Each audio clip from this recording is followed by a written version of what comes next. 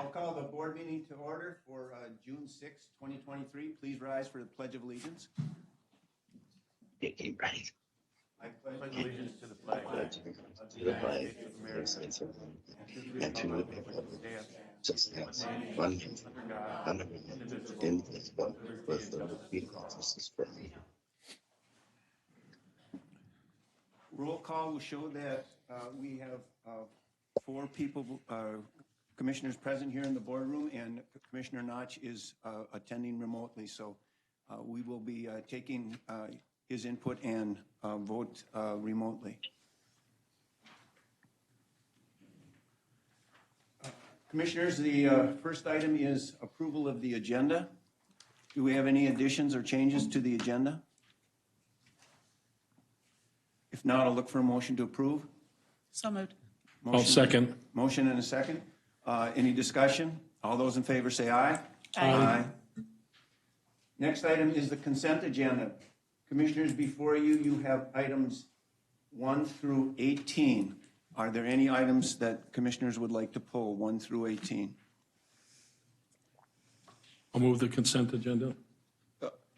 I would like to pull one item. So, I'm okay, sorry. you can move the consent agenda with the exception of number 8. Can you say for the public which one that is? That's a liquor license. Okay. I will second that motion. Okay, I got a motion and a second for items 1 through 18 on the consent agenda. Any further discussion or anybody want to pull any of those other items? If not, I'll call the question. All those in favor say aye. Aye. Opposed? Motion passes. Yes, I just want to bring up number 8. Number 8 is actually a liquor license for milk and honey out in St. Joe area. Commissioners, I don't know if you have received as many emails that I have, but I've had a number of emails concerned about some issues that are out there relating to the noise, also in the number of participants going out to that as well. And one further item is that in the fall, they had opened up their pavilion for activities, but then we're putting up tarps, and that was supposed to remain as a open air pavilion, and they brought in heaters, and the township actually asked them to not do that because it was in violation of the ordinance, and they actually had to get a court order to desist and discontinue that. Originally, they had come to the township and had not told the township that we were going to use it for an entertainment venue. Likewise, to the Planning Commission, they had said that they would do just 12 events, and the operation was only going to have sampling out there otherwise. So I guess I'm concerned about the numbers that are of folks that are out there and the noise level. So we can go ahead and we can approve the license, but I just want you to know that there are concerns about what's going on. Thank you, Joe. Now can I make a motion? Yep. Okay. I move we approve number 8. Second. Okay, motion to approve and a second. All those in favor say aye. Aye. Opposed? Aye. Mr. Chairman, on that issue, I think we all got the emails and everything, and I just trust that county, between the sheriff's department, staff, there's something obviously going on, and the neighbors. So I guess that's where we have to empower the powers to be, that they should be able to address that stuff. So hopefully they can do it and not bring it to our level. All right. I would suggest that if you want to, go have a look at their operation. I've been out there and I got shown around and so forth. So obviously it's hard, it's hard to schedule. Okay, neighbors, make all the noise you can so I can find out how bad it is. But I mean, just to experience the situation makes sense. I agree. We'll move on. Mr. Chair? Did you want to do a roll call or No, just this mark one. yourself? Yep. Okay.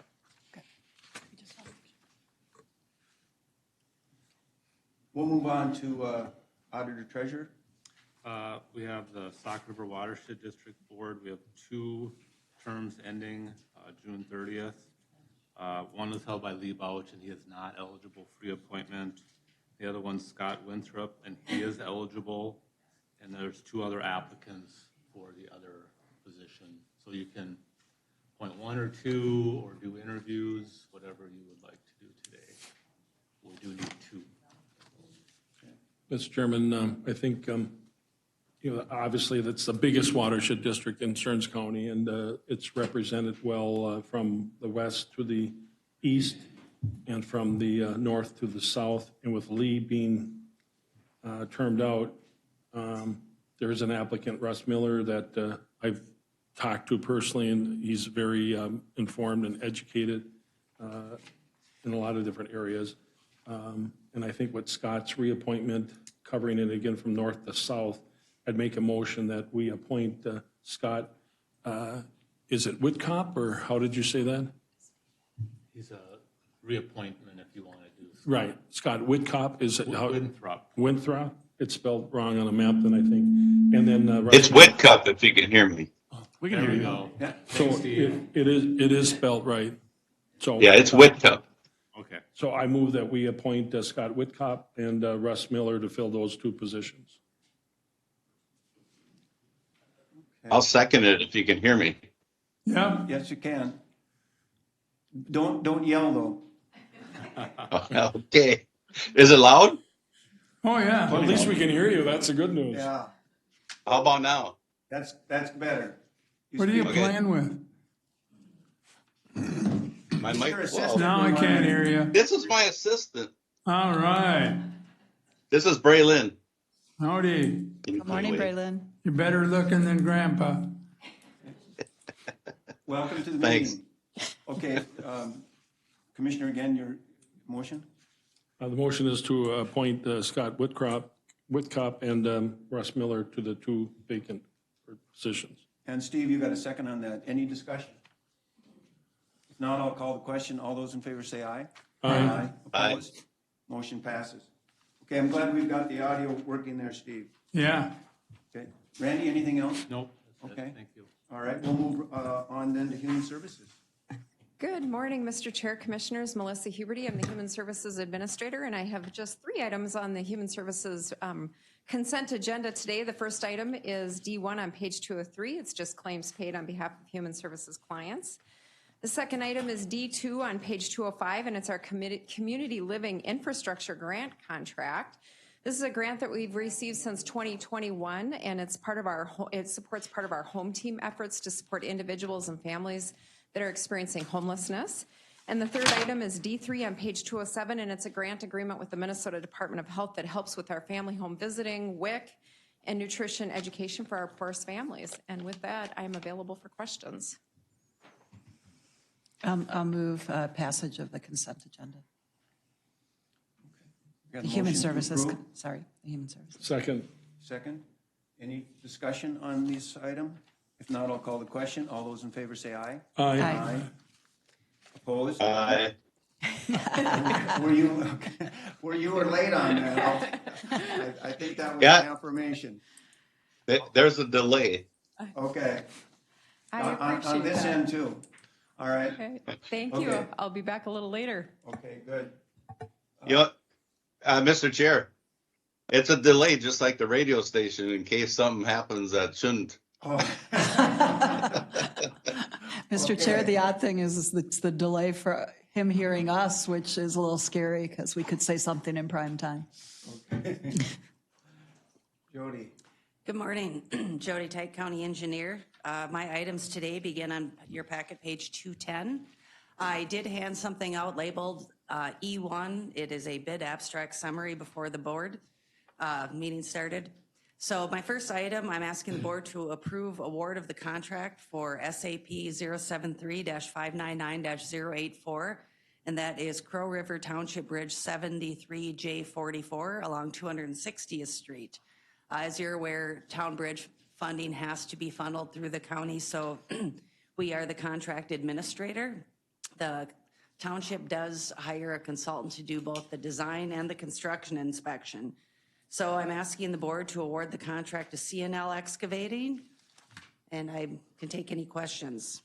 As a side note, CNL's bid was $379,640, and that's 10.14% under the engineer's estimate.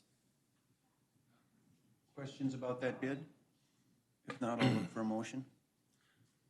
Move to approve, Mr. Chairman. Second. And a second. Any further discussion? If not, all those in favor say aye. Aye. Opposed? Motion passes. My next item is on packet page 212. I'm asking the board to authorize the county auditor, treasurer, and county administrator to award bids for 2 federal projects that we opened bids for last Thursday. That's SP 073-070-025, and that is the roundabout at County Roads 4 and 133, and SP 073-090-012, and that is the Beaver Island Trail extension. Because they're federal projects and have disadvantaged business enterprise goals, we have to wait a little bit to get authorization from MnDOT to award these federal contracts. Both of these involve grading, so we would like them to get going as soon as possible. So if you authorize the auditor and administrator to award those bids, I will bring them back for board information and concurrence on June 20th. Okay, Jody, so then you're asking us to allow Randy to approve those bids? Both Randy and Mike. Okay. Board members, do you have any questions about that? Can we have any caveat as far as how high those bids can be? Both of those bids were under estimate. Oh, I like that. Yeah, I like that too. And Mr. Chairman, Jody, you'll identify who they are and what the amounts were at the 20th meeting. Yes, I'll bring all the information back to the board. And then Jody, as far as the roundabout, what would be the anticipated time that road would close then? It's about an 8-week timeline, but we do have an early completion incentive for the contractor if they can complete it in 6 weeks. It would be very similar to the roundabout that's just north of our office along 28th Avenue at the intersection of County Road 138. Okay. And we looked at those timelines and those were easily met. So we do have that early completion incentive, knowing what impacts that road closure will be on local roads. Okay. Any other concerns about the motion? If not, I'll call the question. All those in favor I think say we aye. need a motion. Oh, I thought Happy to you- make the motion. Okay, make the motion. So moved. So moved. Is that a second or is that a chuckle? Settle down. There is a delay here too. I was thinking the same more thing, than Commissioner one. Bertram. Yeah. I'll second that motion that the invisible man and the visible man are authorized to do that. Okay. Any other questions? If not, I'll call the question. All those in favor say aye. Aye. Opposed? Motion passes. Under miscellaneous, I do have one item today on the consent agenda, item B18. You set the bid opening for SB 073-675-042, and that's for the County Road 75 bridge replacement over the Sauk River. I just received an email while sitting here that we are not going to get that authorization from MnDOT to advertise for bids. So I'm asking the board to change that bid opening date to July 13th from June 29th. So move. Second. Okay, motion and a second to change the date on those bids. Any further discussion? All those in favor say aye. Aye. Opposed? Motion passes.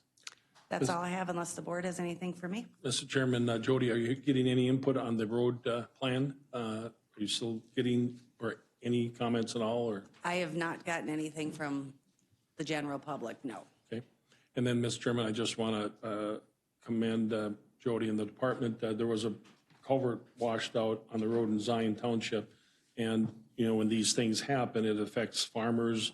You know, some of these roads are very rural. And they very quickly got on that and got that resolved. And it is important, even though it's not a high traffic area for the people that need to use the road, it is important. So appreciate your quick response in dealing with all that. So, Thank you, I will pass that on. you know, Jody, I just had one thing. You know, as we look and we unpackage what the legislature achieved this past session, and we see there's more funding going out to townships in particular, you know, if any way we can make sure that they're aware of those opportunities, if they can get also additional funding for roads, we want to encourage that. So they should be coming to us if they need help, and we'll move that stuff forward. Yes, I was at a town board meeting last Thursday, and I realized that's only one township, but I did mention to them, not only are there more grant programs available or, you know, like the local road improvement program, townships across the state will get an additional cash infusion related to the town road fund.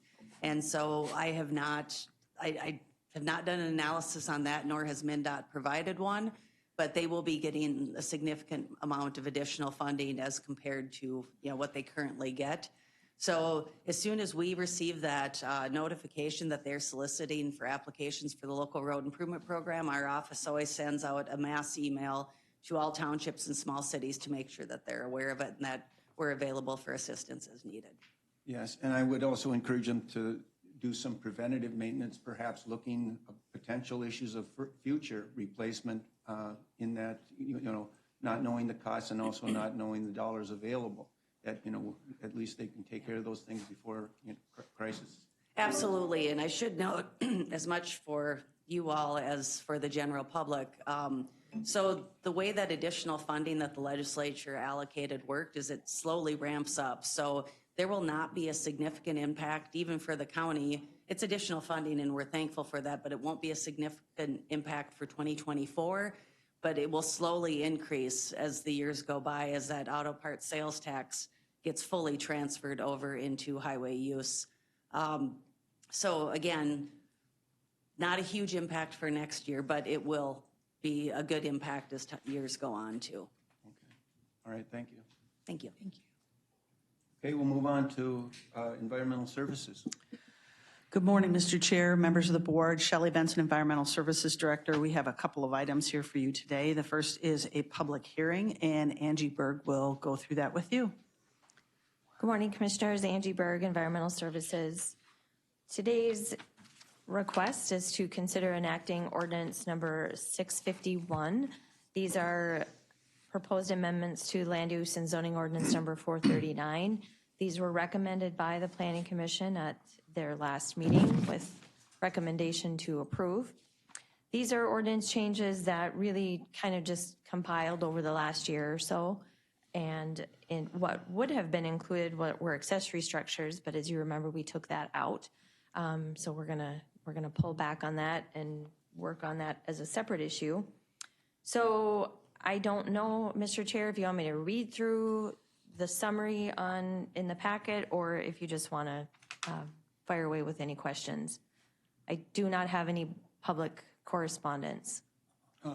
What about significant changes? Were there a number of them that we should maybe know about? Do you want me, Mr. Chair, just to go through the bullets? How, Gordon? Mr. Chairman, for the public's sake, that might be good. Obviously, it's part of the record, but just hit the highlights.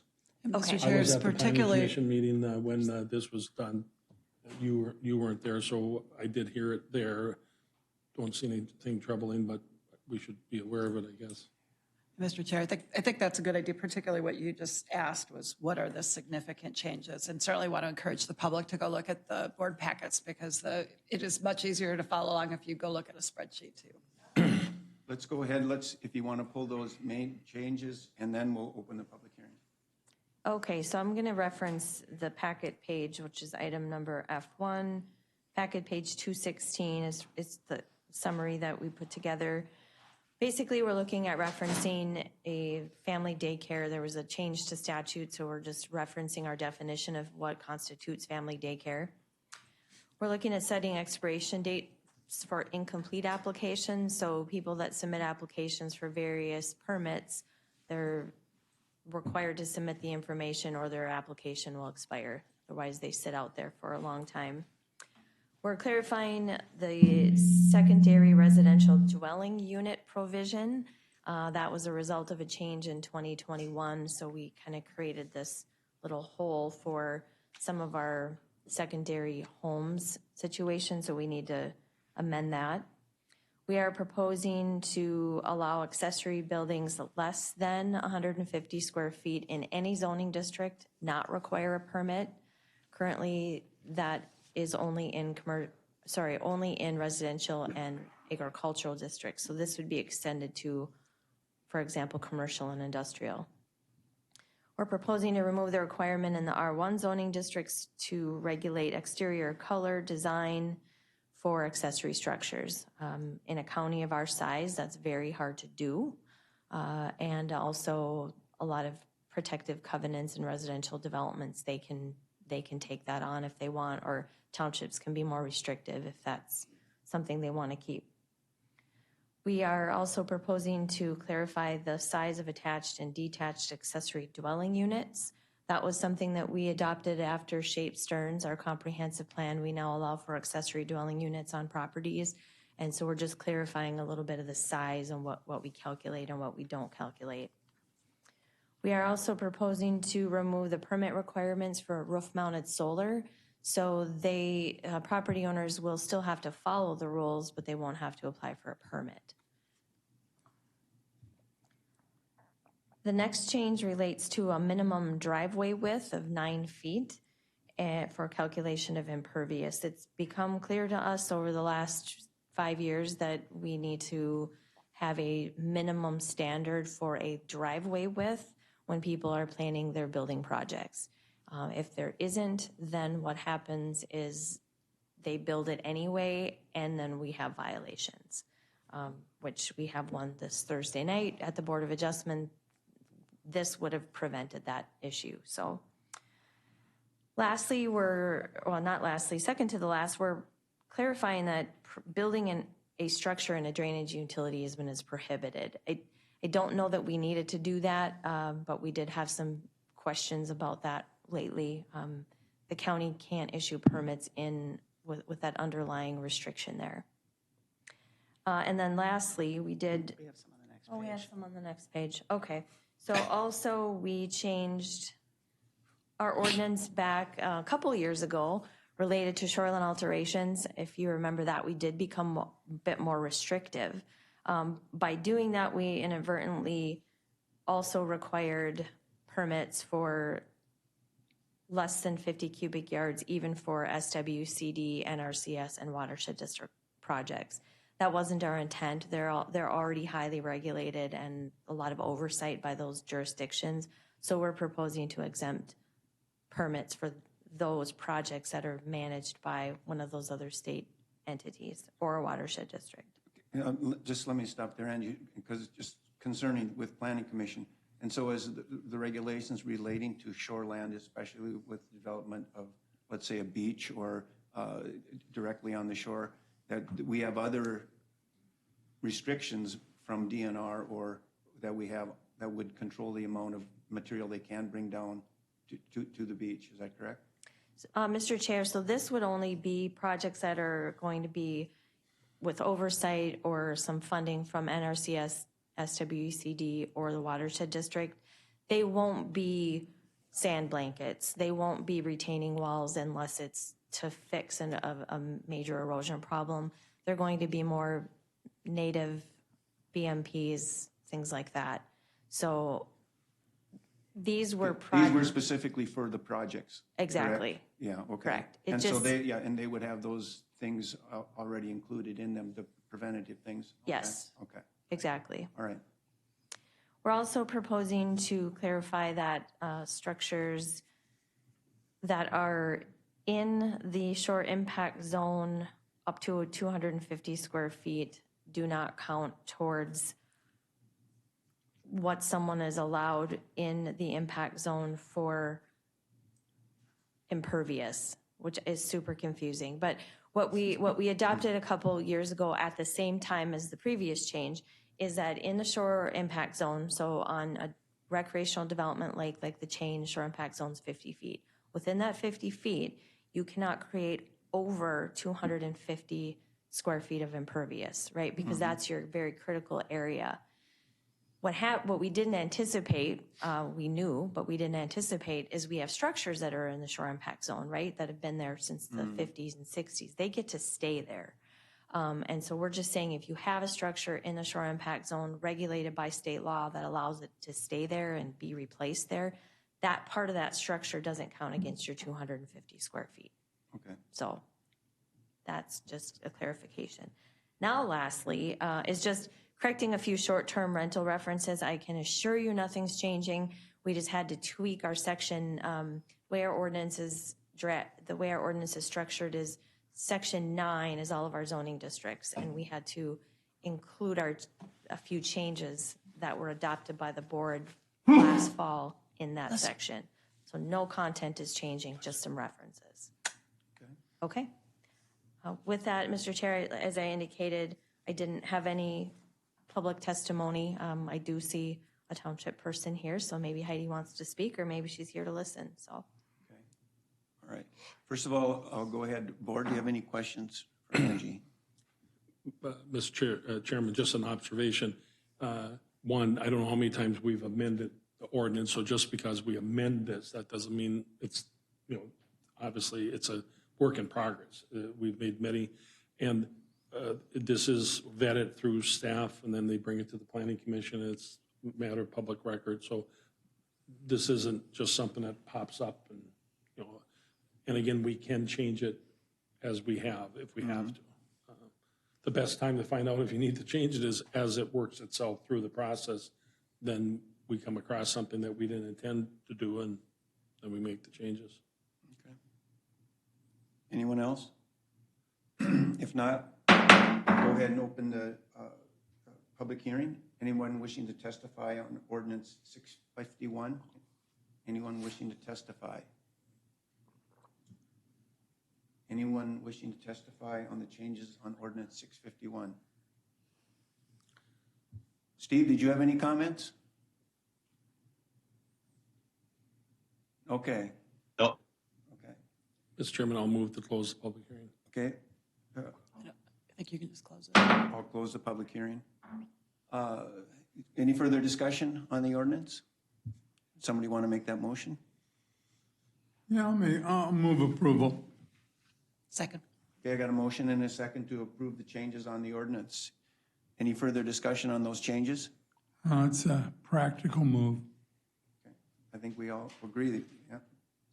All those in favor say aye. Aye. Aye. Opposed? Motion passes.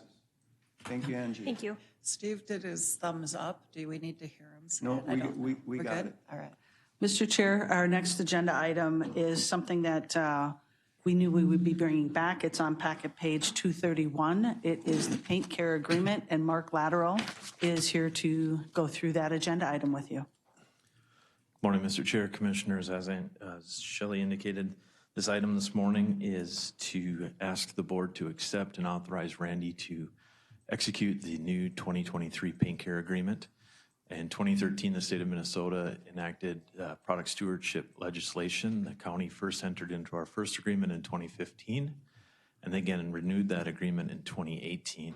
That agreement expired at the end of 22, and it's been a process to get this new contract negotiated. But through our representation, through our SWA membership, which is Solid Waste Administrators Association, there was a 5-member committee that worked through negotiating this contract out, and finally got it put together and presented out to the parties that need to sign it, the sponsoring counties, and it's here before us. This contract, what it does for us, or this agreement, is provides reimbursement to the county for the processing, the handling, and the disposal of program products, latex paints, oils paints, those types of things. This contract provides Stearns County approximately $100,000 a year in reimbursement to those costs. Our costs are roughly $350,000 a year is what we spend in it, so it's a significant portion of the cost.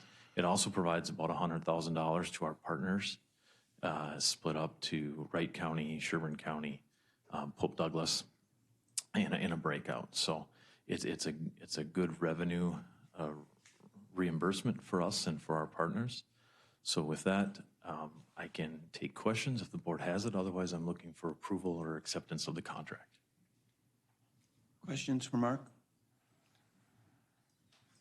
Mark, I have a couple of questions.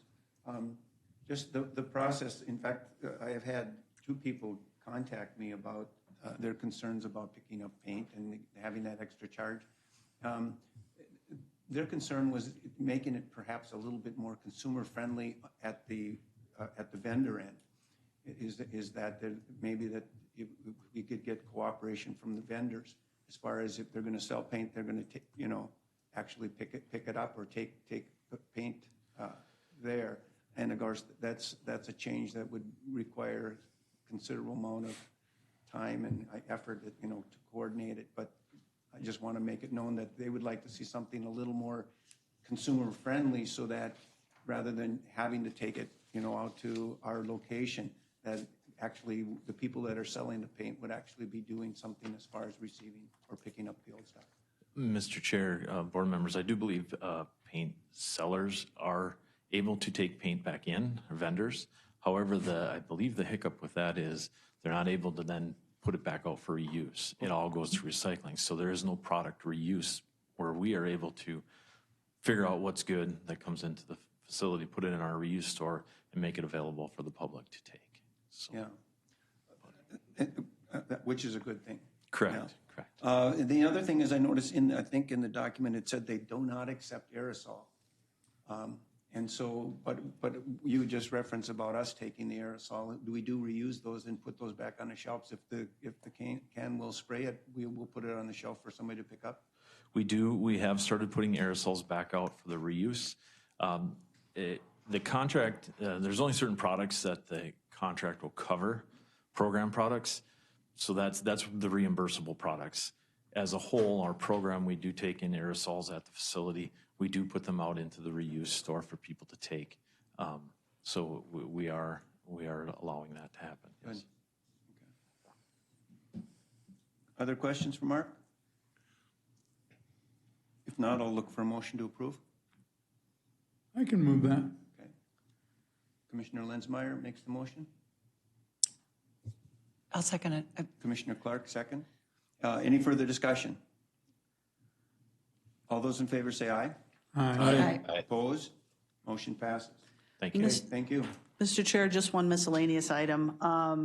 The standpipe in the easement adjacent to Hidden Cove Road, Jason Wienerman from the Board of Water and Soil Resources and I are going out there to do our review of that at the end of the week. And DNR said they would be coming along to observe. Oh. So we're making progress, and once I have a report, once Jason and I put that together, we'll let everybody know. We let Collegeville Township know as well. Thank you for taking care of that. I Sure. know there's been a lot of questions and concerns about that, so Yep. we appreciate, you know, getting some resolve. Yeah, we're doing it. Thank All you. right, thank you. Ben, I think you're coming up for parks. Unless we want to take a break. I don't think we need to do it yet. Provided some- Okay. Oh, I can't wait to hear Pete. Ben, Some you're on. sarcasm. All right. Good morning, Commissioners. Ben Anderson, Parks Director for Stearns County. The agenda item I have for you is G1, and it is in regards to the Stearns County Parks, our 2022 annual report. And I do have an abbreviated version for you today. So just administratively on the park side for 2022, just a little bit of history. So the Parks Department was established in 1974. So next year we'll be celebrating our 50th year as a department for the county.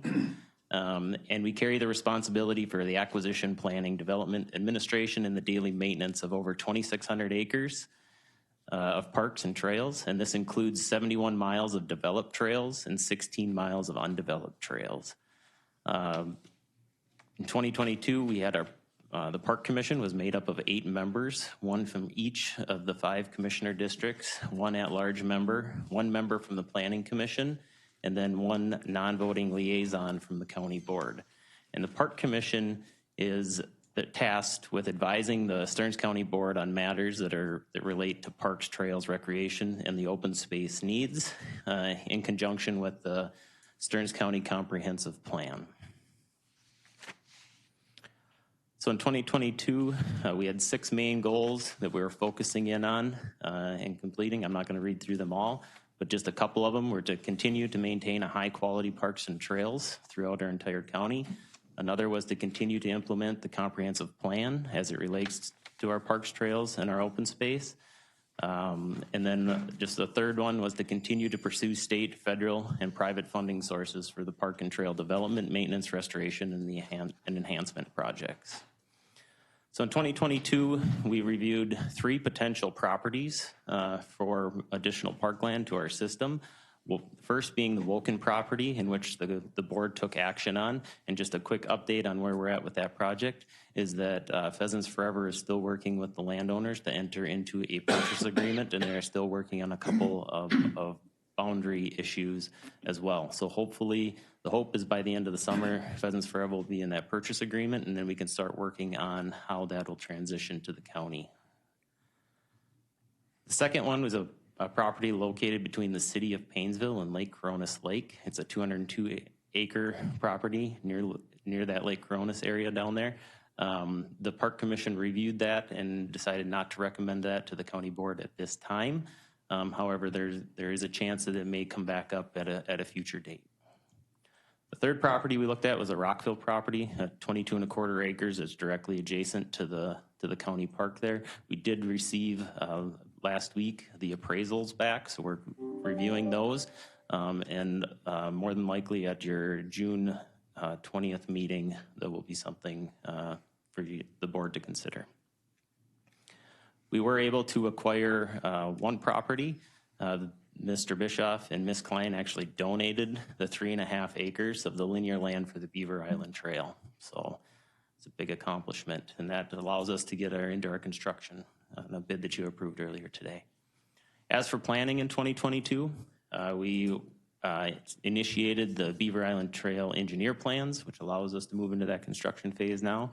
We also hired HKGI to assist us with our Parks, Trails, and Recreation Comprehensive Master Plan.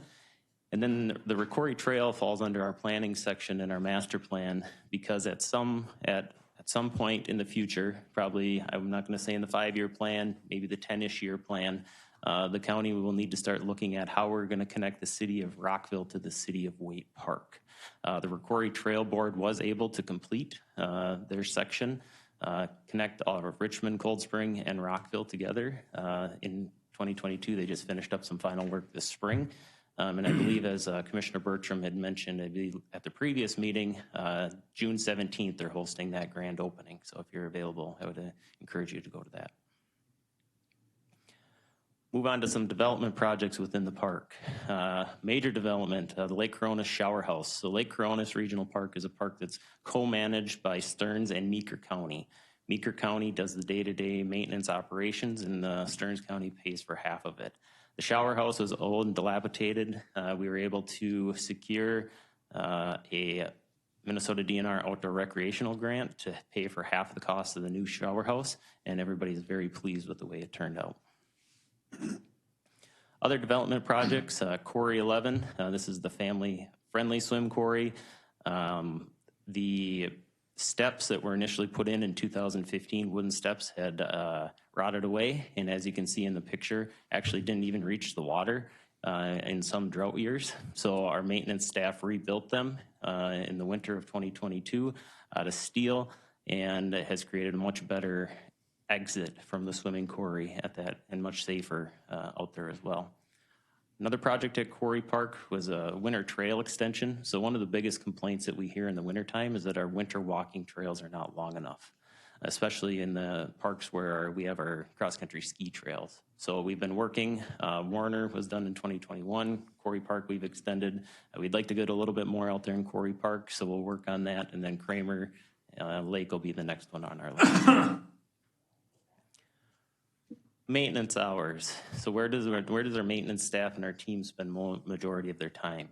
So park maintenance, I spent a little bit over 4,000 hours, and general maintenance, almost 2,800 hours. What does that mean? Those are pretty vague. So park maintenance are things like cleaning, caretaker activities, deliveries, making sure our park visitors are following the rules, staying safe, and enjoying our park out in there. The general maintenance are the items such as mowing, grounds care, signs, bridges, culverts, ditch work, things like that fall into that core category. So I'm not going to go through all those lists. They're all there on those hours. If you have further questions, let me know. Other maintenance activities include prescribed burns. In 2022, we completed at Quarry Park and Warner Lake.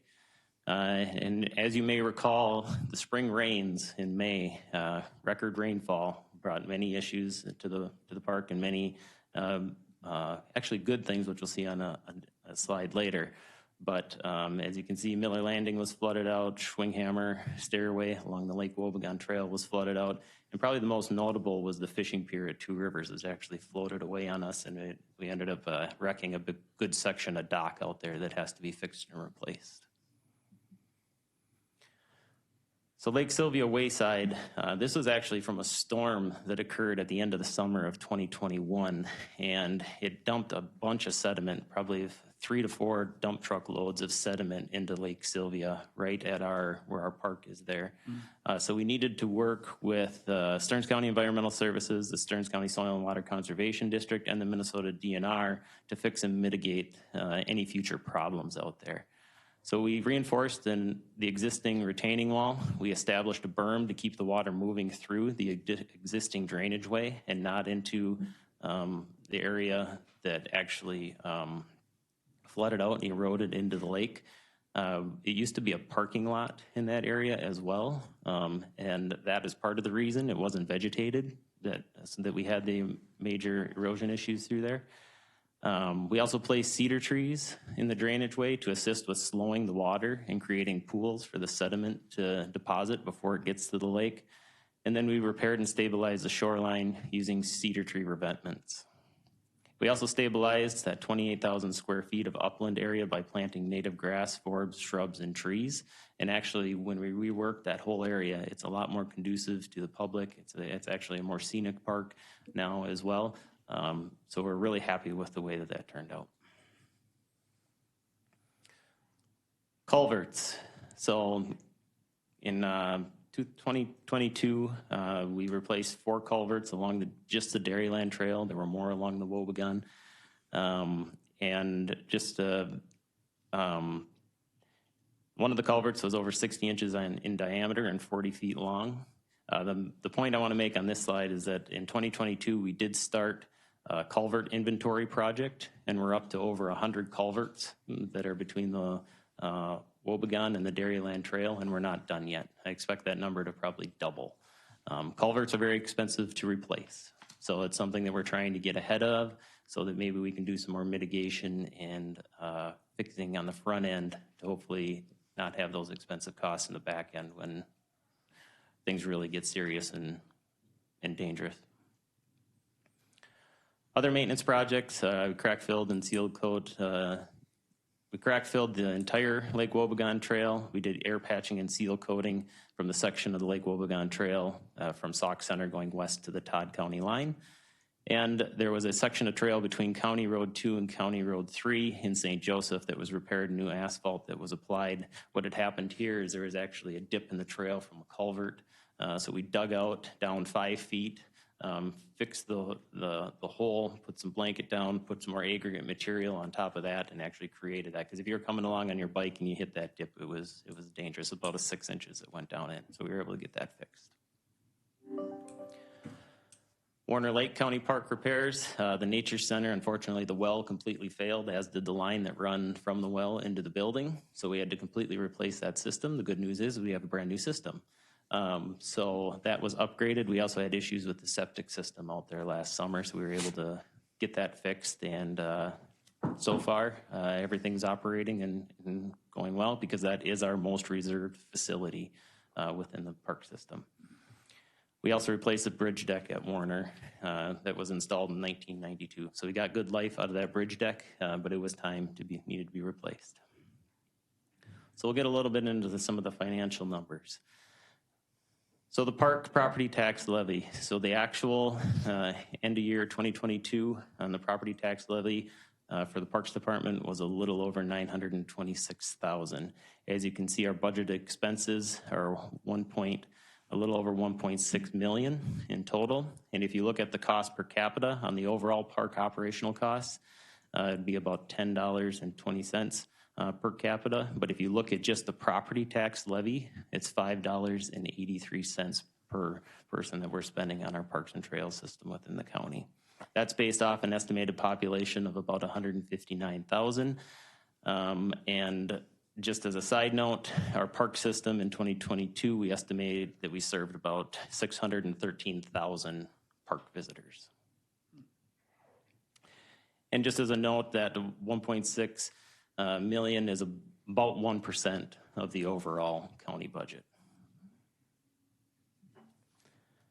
So here's an estimated operational cost of our parks and trails in a percentage form. So Quarry Park is probably our second most used park or trail facility, followed close behind the Lake Wobegon Trail, which is the most used.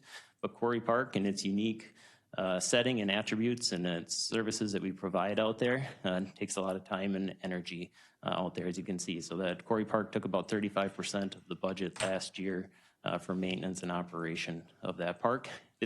I think it's important to note that these numbers do change on a yearly basis depending on what type of projects and infrastructure work we're doing within said park.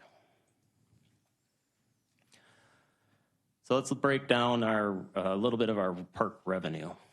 So the non-departmental funds are funds that were transferred in for like salary increases and things like that. The state funds come in. That's basically the grant and aid snowmobile trail. Our fund, the Parks Fund, serves as a pass-through for the local clubs in Stearns County. The park operating funds is the direct revenue that our park system takes in through our Quarry Park passes, our rental facilities, and our events that are held throughout the parks.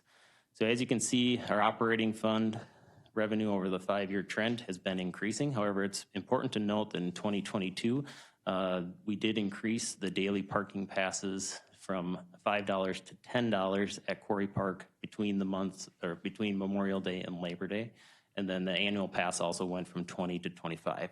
So that jump is obviously because that's our busiest time of the year, and we saw that little bit, we saw the increase in the amount of passes. But as you can see over time, it has generally been increasing. So to break down the operating funds a little bit more by source, so our daily permits are our biggest source of revenue at almost $195,000, followed by our annual permits at almost $95,000. Then we go into donations, like I said, the Nature Center, shelters, events, and then our miscellaneous category for that total of that almost $16,000 in park revenue that we bring in to offset the expense costs. So the number of Quarry Park issued. So in 2022, you can actually see the number went down. Overall, in Minnesota, in general, most parks and trails in 2022 saw a slight decrease in the number of people. So we had come off of that were utilizing them. So we'd come off the pandemic and everything opened up. Also, if you remember, the beginning part of the year, 2022, was super wet and super cold, with that May being super rainy, so that affected some of our numbers as well. Overall, in 2020, excuse me, that was the year that COVID was full blown, and it was absolutely crazy. So these are numbers that we are happy to see. We're not overflowing at the seams every single, super hot day. It's come down, it's more manageable. Our neighbors are happier with us. And I think it creates a more enjoyable experience for people at the park as well. So we don't want to see that number go any further down. So we hope that stabilizes here, but a lot of it is driven by weather. And then the next graph you can see on the bottom of this page is the number of annual permits has been generally going up, with again a slight dip in 2022. Same reasons as, or we think the same reasons as what we saw that I explained earlier. But we hope to continue to see that number increasing. That is a goal of the department, is to continue to get more and more annual permits out into our community. Other financial, the park events, the park donations broken down. I did want to call out that the St. Cloud Optimist Club did donate AED to the Warner Lake County Park, and it's located directly outside the Nature Center down there. So thank you to the Optimist Club for that donation. Moving on to the grant side of the financial, it's a very big part and a very important part of our park system. So in 2022, we had applied for Quarry Park. If you recall, at Quarry 2, we have an erosion issue, and it's an estimated project cost of about $227,000 to fix it. We requested a grant for $170,000 with a local match of a little over $56,000. That was awarded by the Greater Minnesota Regional Parks and Trails Commission and then recommended to the legislature. And I'm happy to say that the legislature did approve that. So where we're at in the process now is we're finishing the environmental paperwork. And then I anticipate sometime this year, we will be bringing a grant contract before the board for signature so we can move forward with that project. As for the Kramer Lake Wildwood development project, that was another grant phase one that we applied for. That's a total estimated project cost of almost $1.6 million. The request for the grant was $1.2 million with a local match of a little over almost $400,000. That was again awarded by the Greater Minnesota Regional Parks and Trails Commission and recommended to the legislature for approval. It was approved, so we'll be working through the environmental paperwork there, and that grant contract will be coming forth before the board at some time this year as well. The final grant that we applied for and did receive was applied for in partnership with Sherburne and Isani County. We received $37,000 from the Greater Minnesota Regional Parks and Trails Commission to purchase a fleet of cross-country skis and snowshoes for winter events that will be shared between the three counties. So we're looking forward to implementing that in our next 2023 to 2024 snow season coming up. Shouldn't talk about snow right now, right? Summer just started. Just some more data on our park and trails users. This is what data that we collect directly through our reservation system. So we see about 13,000 people between different activities such as archery, camping, public events, meetings, private events, and youth group opportunities through there. And it just calls it out by park. Lots of youth events that go on within our park system. One interesting stat that we do collect at Quarry Park from Memorial Day to Labor Day is through our gatekeepers is where do our Quarry Park visitors come from? So in 2022, we had 79 different Minnesota counties that visited Quarry Park and 45 different states. So people are coming from all over the country, all over the state to visit the park. Top 10 counties you can see on the left-hand side of the screen there. Stearns is number one. However, if you break it down to the visitor survey, if you look at the 7-county metro area from visitors, if you add all those together, they've just beat us out by about 10%. So during the busiest time. And that's part of the reason why we increased the parking fee from Memorial Day to Labor Day out there is because we recognize that and trying to keep the cost down for our residents. Other rock climbing permits, we issue over 200 rock climbing permits each year out at Quarry Park, about a dozen scuba diving permits. If you recall a couple of years ago, we actually partnered with the Great River Regional Library System here in Stearns County. And on the bottom of this page, you can see in 2022, the library pass was checked out almost 160 times by residents and members of the library. And what that does is that they can check that out from the library, and then they can use that to get into the Quarry Park for parking, so they don't need to pay for a parking pass. So that's free to them. So that's been a great partnership, and that's being very well utilized. In volunteers for 2022, we had a little over 200 volunteers that assisted the Parks Department for 1,300 hours of hours worked, doing a variety of different activities throughout our seven parks and along some of our trails.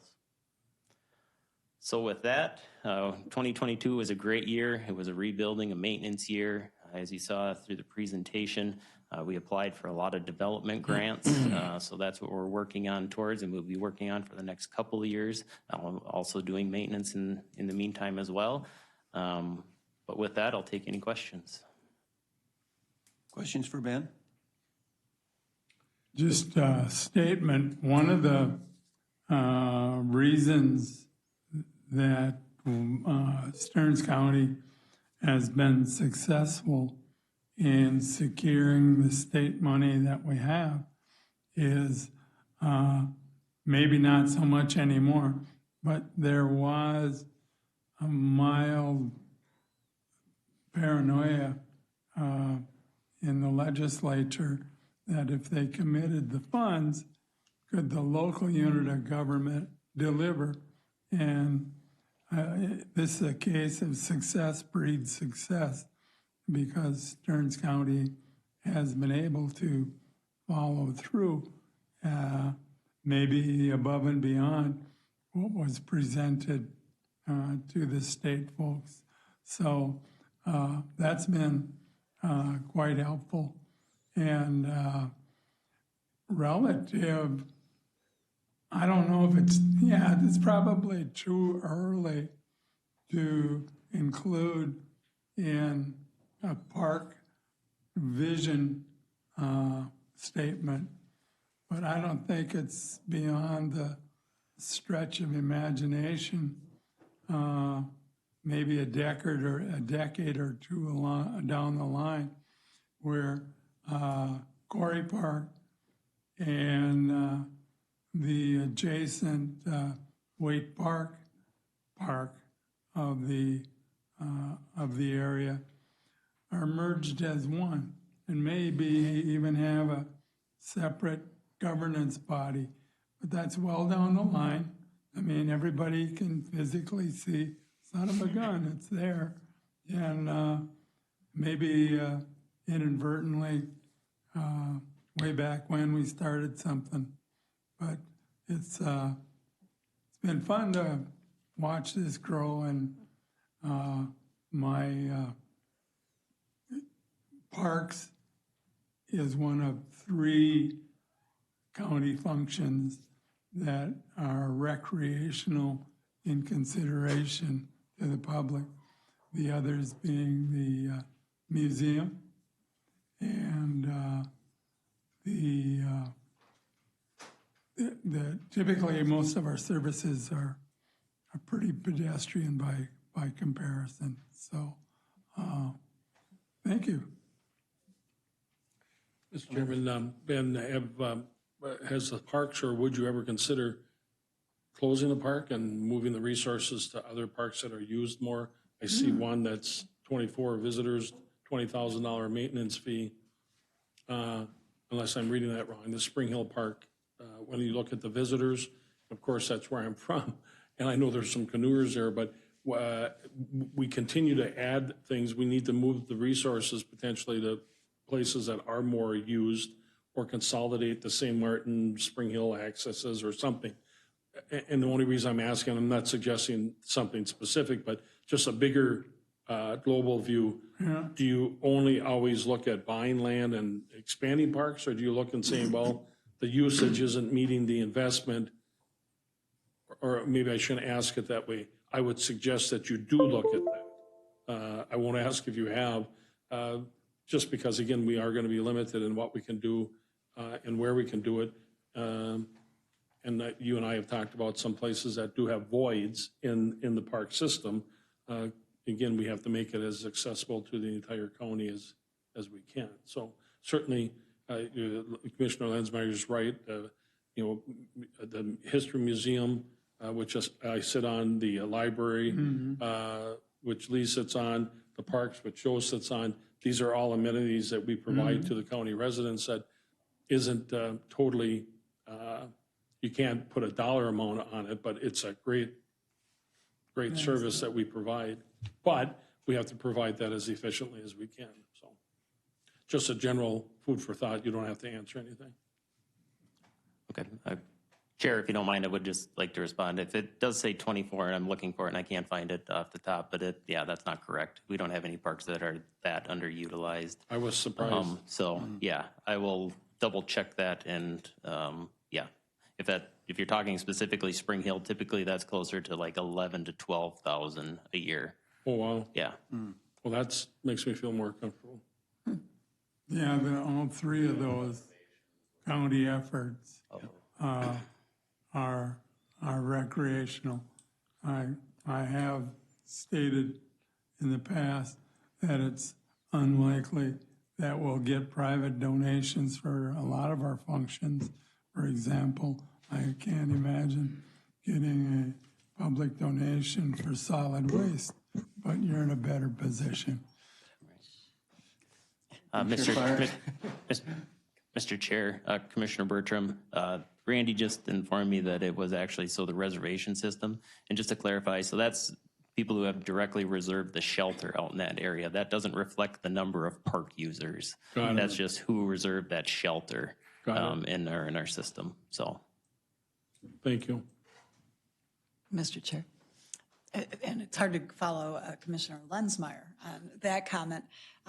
Just want to thank you again. I can tell you, while the district I represent really doesn't have any parks, my constituents use them. I hear about our parks and the quality of life that it impacts on a regular basis. And while it often is Quarry or the Lake Wobegon Trail or perhaps one of the other trails, including excitement about the Beaver Island extension, it is also Warner and Kramer and a whole bunch of others. So it's important, as has already been brought up, that we're good stewards financially and that we're leveraging our volunteers.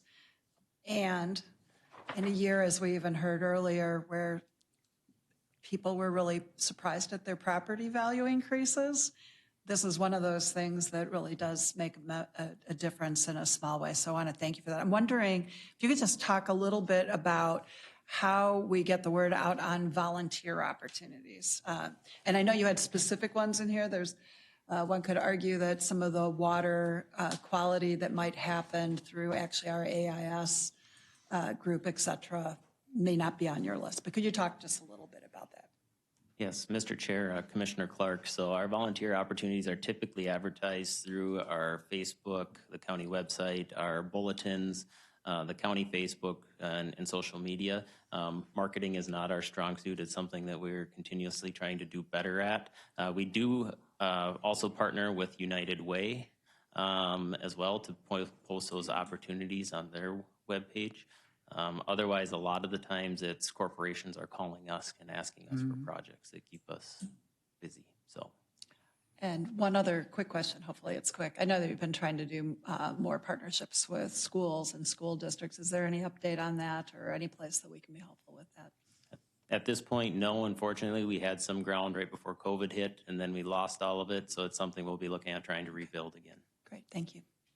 And Mr. Chair, in part because with St. Cloud State, the Technical Community College with Discovery backing up to Quarry, we got a lot of great opportunities and recognize that the pandemic really did impact a lot of operations. Thanks.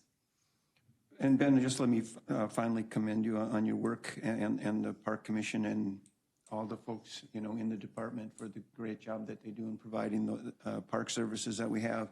Just a couple of 10,000-foot views. You know, as we're doing that survey, we're hearing more about camping.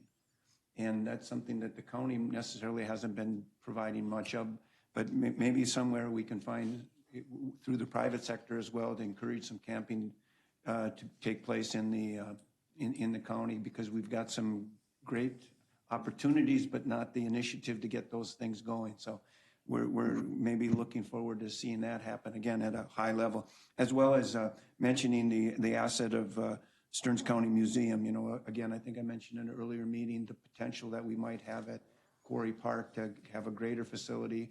That's something maybe not necessarily that we would be spending the direct county dollars, but chase after funding to help us assist to get that to be a reality.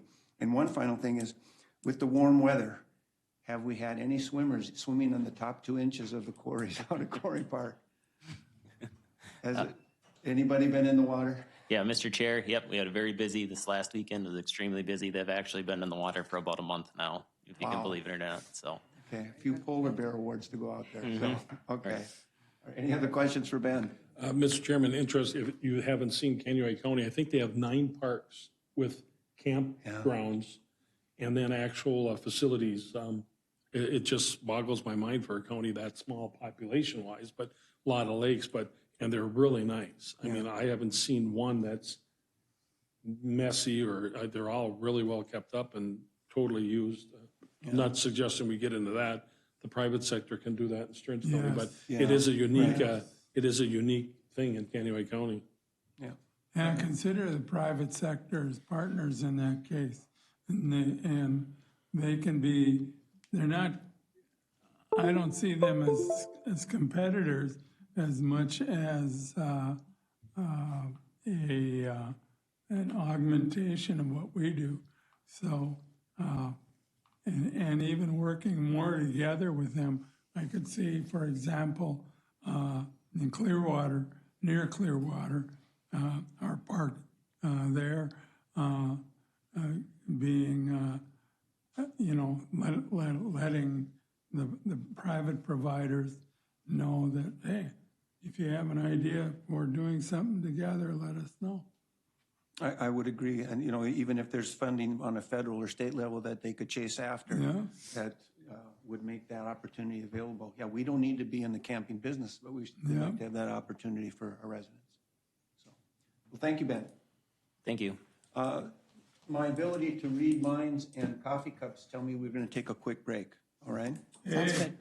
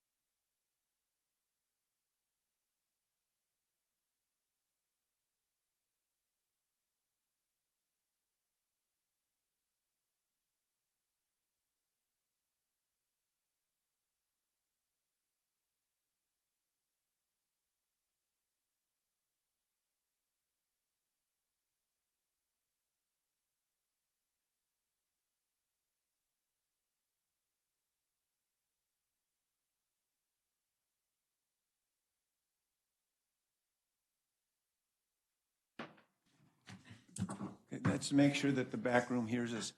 Okay, we'll reconvene our meeting, and we'll start with administration. Thank you, Mr. Chair. Our first item under administration is to approve, we're requesting approval of our plan and an advisory committee to handle our opioids settlement funds. And if you recall, a few years back, the state was a plaintiff. Some local governments were direct plaintiffs too. But in the nationwide lawsuits against some of the pharmaceutical distributors, which did result in settlements, and those settlements then were part of the state of Minnesota was part of the settlement. And then actually Association of Minnesota Counties did a remarkable job of working with the state to fashion an agreement where most of those funds are coming to local governments, because local governments are the ones that will be doing most of the work to try to eliminate the negative impacts of this crisis. And so we have a memorandum of understanding with the state and actually all counties, which guides us in how we can spend those dollars. We also, and then the AMC and the National Association of Counties and others created toolkits for us to generate a plan for how we can respond. And we want to bring that plan to you today. By way of dollars, we already have a little over $1 million of these funds received. We're going to receive another 600,000 or so yet this year, and then it's not $9 million then over 18 years. So if you think about roughly $500,000 a year is what we will have to spend in our response to the opioid crisis. Again, we used information that was created for counties in developing this plan. And we're bringing it to you now because we have the dollars, and we think we should begin spending these dollars and creating a plan, because we certainly see that the public's health is being negatively impacted by the crisis. And so this is going to be a little bit of a tag team with Mr. Hammes, Ms. Galagowski, and Ms. Huberty. We're going to start, I'm going to hand it over to Janet, who is our chief strategist in this effort. It is actually in the MOU that the public health director is the chief strategist, so we've been having a little fun with that designation. She didn't wear her sash today that says chief strategist. So, or our tiara. Yes. Wow, Commissioner Persky.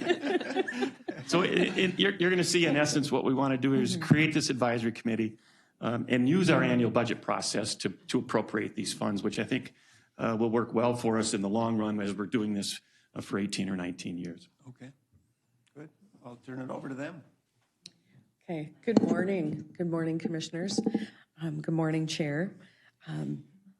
No, I did not bring my crown, nor did I bring a sash or any of the other accoutrements that people have been sort of sending me. However, in all seriousness, one of the things that we really did want to come to the board today was to talk a little bit more about guiding principles. These are nationally established guiding principles. This particular set is specifically from the Johns Hopkins School, and the citation is there if you wish to look at that. Very quickly, though, what we want to do is that we want to assure that the opioid settlement dollars are used most effectively and that decisions could be made following these principles. And the decisions will be at that most local level, including our community representation. So one of the first things we want to do is we want to prioritize our community-driven needs. It's suggested in the principles that we assure we have dedicated funding. The MOU and the settlement dollars make sure that we have those dedicated allocations. We want to make sure that we're supplementing funding and that we're sharing with other funded entities rather than supplant or duplicate. We would also like to make sure that we're going to use the funding over time. This is funding up to and through perhaps 18 years. And with that kind of length of time, we should be able to plan quite effectively throughout and over that period of time. Secondly, we want to make sure we're going to use evidence-based practices to guide that spending.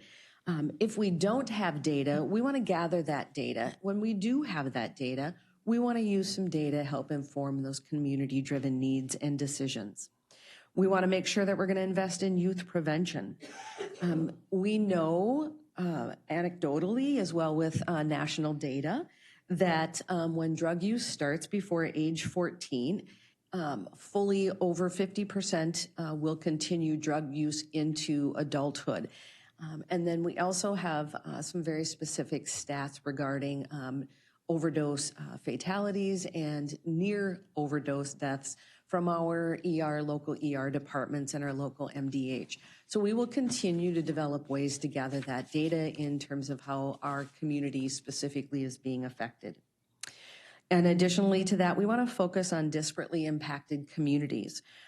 We want to make sure that we are, if the data shows it, looking at supporting different kinds of diversion programs, be that educational, in other ways. We also want to identify and put some focus on establishing where the historical patterns have occurred that have created disparate community impacts.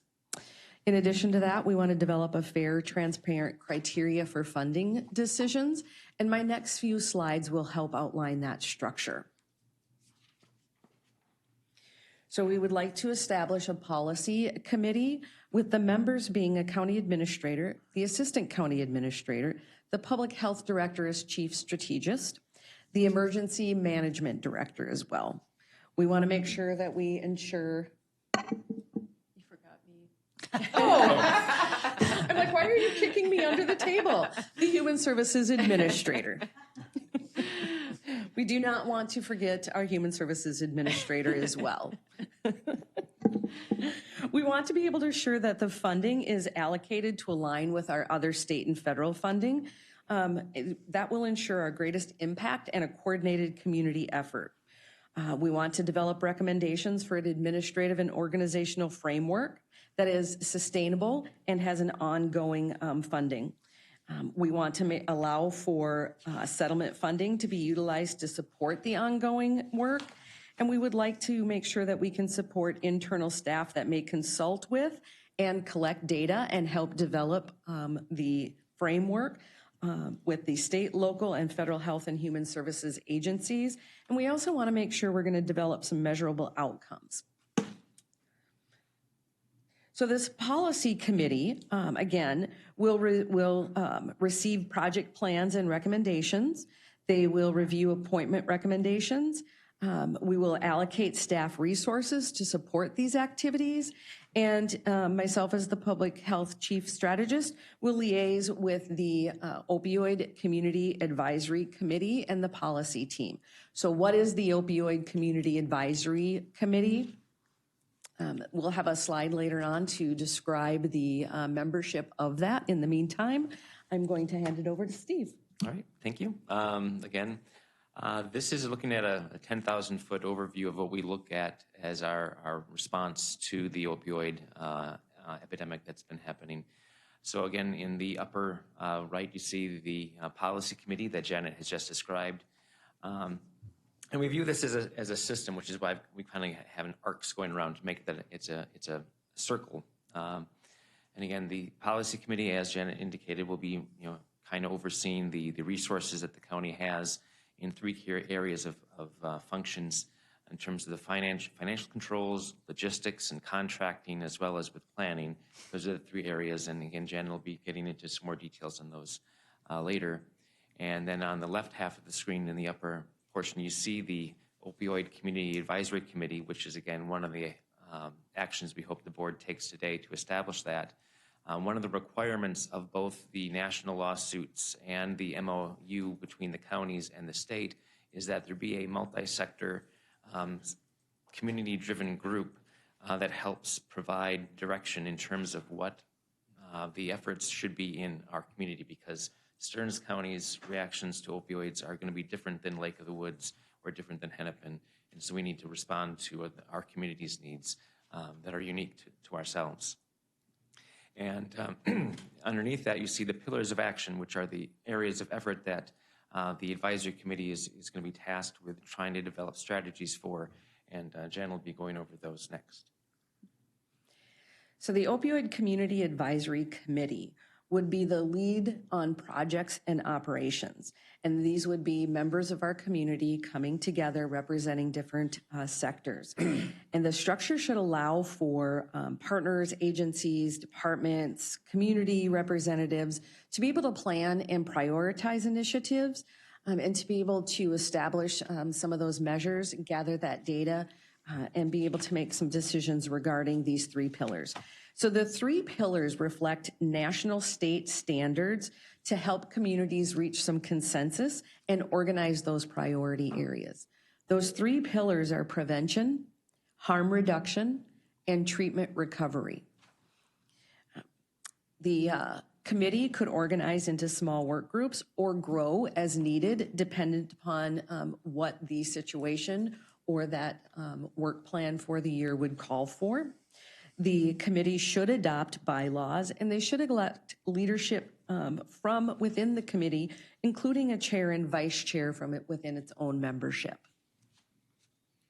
So in terms of what the committee membership should look like, we had a good discussion. Again, how do we make sure that we're fulfilling all the different functions that exist within the community that are impacted by the opioid crisis that's been going on? So we've got this organized kind of by different sectors. The first part are like the first responders. So we, again, are going to be looking for someone to represent law enforcement, someone to represent fire and rescue, someone to represent the ambulance providers. Again, those people who are typically first on the scene when they're dealing with overdoses and things like that. We also want to make sure we're dealing with the treatment and recovery aspects so that we have members from the local hospitals and members from local healthcare and clinic providers sitting on this committee as well. Because of the involvement of youth and wanting to prevent more youth from getting addicted to opioids, we want to make sure that we have someone from the school districts there. And then we have, of course, someone from the Human Services Department as our liaison, and I won't forget Human Services is at the table. And then, of course, we want members of the public. One person we think should be coming from the Public Health Task Force, which is, again, an advisory committee the county already has, someone who's already knowledgeable about efforts the county is doing in the area of public health and has been involved in discussions that have taken place prior to this. And then, of course, we want to make sure we're hearing from people, on the ground throughout the community. So we've structured this to say that we'll have people representing special populations. Veterans can be one of those special populations, as we know that veterans often, have had addictions with opioids and over the last several years after they returned from service. We want to make sure that communities of color are represented. We want to make sure that we have the rural communities connected because there's differences in opioid patterns between either urban or rural settings, and it is impacting people throughout the county, not just in urban areas. And then we want to make sure we reach out to community organizations as well that have an interest or are impacted from the opioid crisis. And again, just like we have many other committees across the county that are represented by various sectors, we see that the recruitment for this would happen in the same way, where we do outreach to try to recruit people as best we can, as well as advertising where it's needed. And again, as Janet pointed out, and as Mike stated at the very beginning, we want our decisions to be made transparently and to be based on the needs of the community that we represent and that are unique to us. And so what we're planning is that this advisory committee would be making decisions in terms of work plans as well as budget proposals on how to spend the money on an annual basis. And that will be flowing through our normal budget process as time goes on. So consider that this opioid response plan will be a quasi-department that'll have its own fund and its own budget. And again, the advisory committee will make recommendations. They will come to the policy committee for review, and then from there to budget committee and the county board. And again, as Janet had talked about earlier, that this advisory committee will need to make their decisions based on the guidelines that were discussed at the beginning of this, that again, it fits the needs of our community specifically, that we're using real data to try to make decisions as best we can, trying to prevent people from getting involved, and especially targeting the youth to make sure that this problem goes away over the long term, and trying to be as transparent and covering all the bases in the county as possible. And I probably already covered all my points here, but let me just hit them one more time. Again, so it's going to be a yearly process. Because of the fact that we're already in the middle of the year, budget process has already started, and we don't have a committee set up just yet. Again, we're hoping that we'll have approval for that today.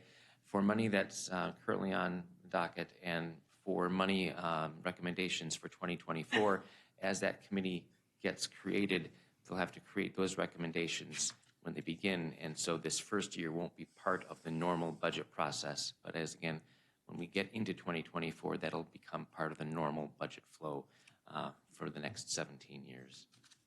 And again, all of these recommendations will come to the board as part of the normal budget process for your review and approval. And we had another discussion talking about how, again, we want to use hard data to make decisions, but also then use hard data to show how well we're using those dollars and to show the impacts of what we're doing. So those performance measures will have to be created and tracked over the 18 years of the project. All right, with that, I'm going to go over planning, logistics, and fiscal support. There's a lot that goes on behind the scenes besides the advisory committee. So there has actually been quite a bit of planning already going on for at least the last year, more than a year actually. And we've been using human services and different divisions within human services, particularly public health, but other divisions to help out with that, and emergency management. We'll be supporting this. Also, we will probably use our community health improvement plan, our CHIP. If you hear that in the community, that's what that references, the community health improvement plan, to work on identifying goals and the future goals and making sure we're providing data. We're going to do quite a bit of teamwork. We did this during our COVID response. It was very effective. We're going to do that in this response as well, especially since it's going to go on for some time. County staff also, we're going to work on getting a website up and running. There are other counties, a few other counties who have put together quite robust data-driven websites, and we are intending on doing that as well, so we can kind of measure what we're doing and making sure it actually matters in the end. With that, we've also got logistics support. Procurement staff will be involved, as you can imagine, setting up contracts with vendors and agencies, and county staff will maintain and track inventories and supplies. So we will also need fiscal support staff behind the scenes, recording all of the spending that we're with the opioid funds and where it's going, tracking those internal costs. There's quite a bit of internal costs that happen. We can recoup up to 10% of the settlement funds to cover those internal costs, and we intend on doing that if that's what we're spending. Also, there's a lot of tracking of sub-grantee expenses and performing annual reporting and audit preparation. So the board action today, we're asking for two items. One is to authorize the establishment of our opioid community advisory committee. And the second is to authorize annual work plans and budget recommendations to be incorporated within our annual budget process, with this year being slightly different because, of course, we do our budgeting process the year prior to the next year. So this year, if we want to get funding out the door, we would follow our usual guidelines that we do use for funding. But that in forthcoming years, we would incorporate it just as a normal part of the process of the budget process. And with that, we're available for questions. Questions for Melissa? Mr. Chairman, not questions so much, but more just big picture. It sounds like you really got everything on the radar and that you're going to approach this responsibly. But just keep in mind, it's a county-wide effort. Things are very different in Bruton and Sauk Center and Kimball and Paynesville. As you move to the east, we need to identify all the needs and the unique needs in those geographic areas because they are different, and I know you know that. Involve youth where you can. Having a 20 and 22-year-old, it's amazing what I hear, what they hear about what's going on in the world, and sometimes you shake your head in amazement, and sometimes it's not a good thing, but what is going on out there is sometimes scary. And again, know that and have the youth directly involved, in my opinion. be flexible. It sounds like you've got that figured in with your plan. You may be going down a path that you think, even though they're national state standards in Stearns County, you may find that, wait a minute, we maybe should zig instead of zag, or vice versa. Be flexible with that. And the vendors, of course, we know this, when there's dollars involved, vendors love to access dollars. Let's not just spend money for the sake of spending money. And I don't mean us directly, but the vendors that just want to come up with a way to be able to access 500,000 or what have you. Let's make sure that the money is really going towards what the intent is. And then if you could keep us updated as you go through this, I think that would be helpful. Yes. That's all I have, Mr. Chairman. Mr. Clark? I wasn't sure, did any of you want to respond to any of that? Are you good? Yeah, obviously we've got our youth advisory panel, which does amazing work. And I certainly agree, the more you're able to be reaching out through youth, whether it's high school or beyond, is important. Just so the board's aware, I do serve for the board on SHIP. It'll be interesting to see how this connects up. And then with my role as the SHAC chair, so we do have our State Community Health Services Advisory Committee. This has been a huge issue all over the place. We're going to hear from Micah in a little bit. Micah, AMC, through the groups that many of us serve on for our counties. And I can't see Steve right now, but he's done a lot of work on this too.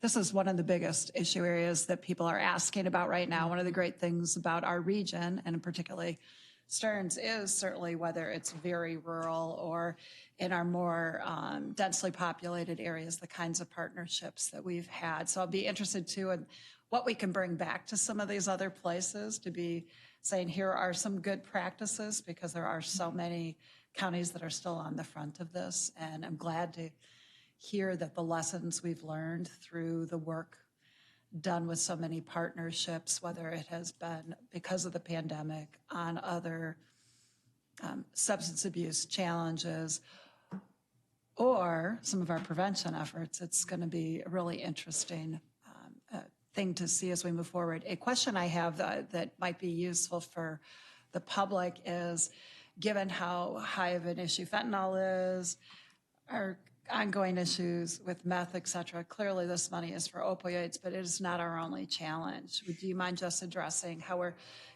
you're thinking about how we're building off of the other efforts on those as we're moving forward on the opioids?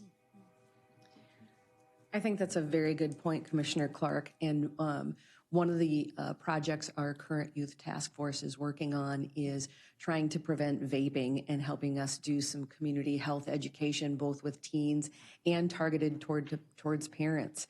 They've done a really fantastic job with the education and the posters. And I would echo Commissioner Bergstrom's comments that that viewpoint, that lens from young teens into young adulthood, just is a very different experience that we need to be able to incorporate into our responses. Thanks. I was just going to make a couple comments. First of all, in a way, it's very unfortunate we have these dollars, because the crisis that we had has ruined so many lives, so many families. And hopefully that the dollars coming in will be able to be put to a positive to ameliorate some of those conditions that we've experienced.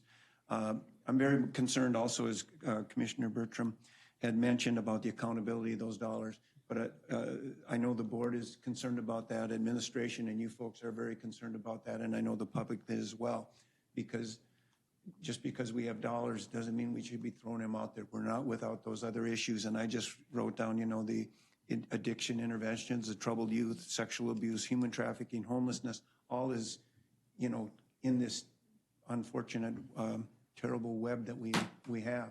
And so I just appreciate the procedure that you're going through, and hopefully see that those dollars will go in the right direction, opposed to just office space and administration and thinking, but actually to the true interventions that where the rubber hits the road. So, yeah, appreciate the work that's going on. Commissioner? The reality is that we can't point to a significant success rate with some of these boutique, I call them boutique, human services endeavors. For example, there's one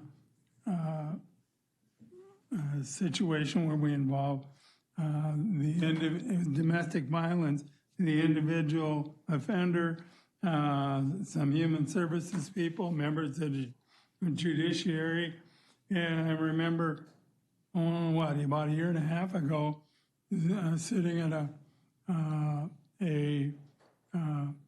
picnic in the summer in Wilson Park and listening to the folks that are involved in this program about what a wonderful thing this was. And, we were all dislocating our shoulders, patting each other in the back.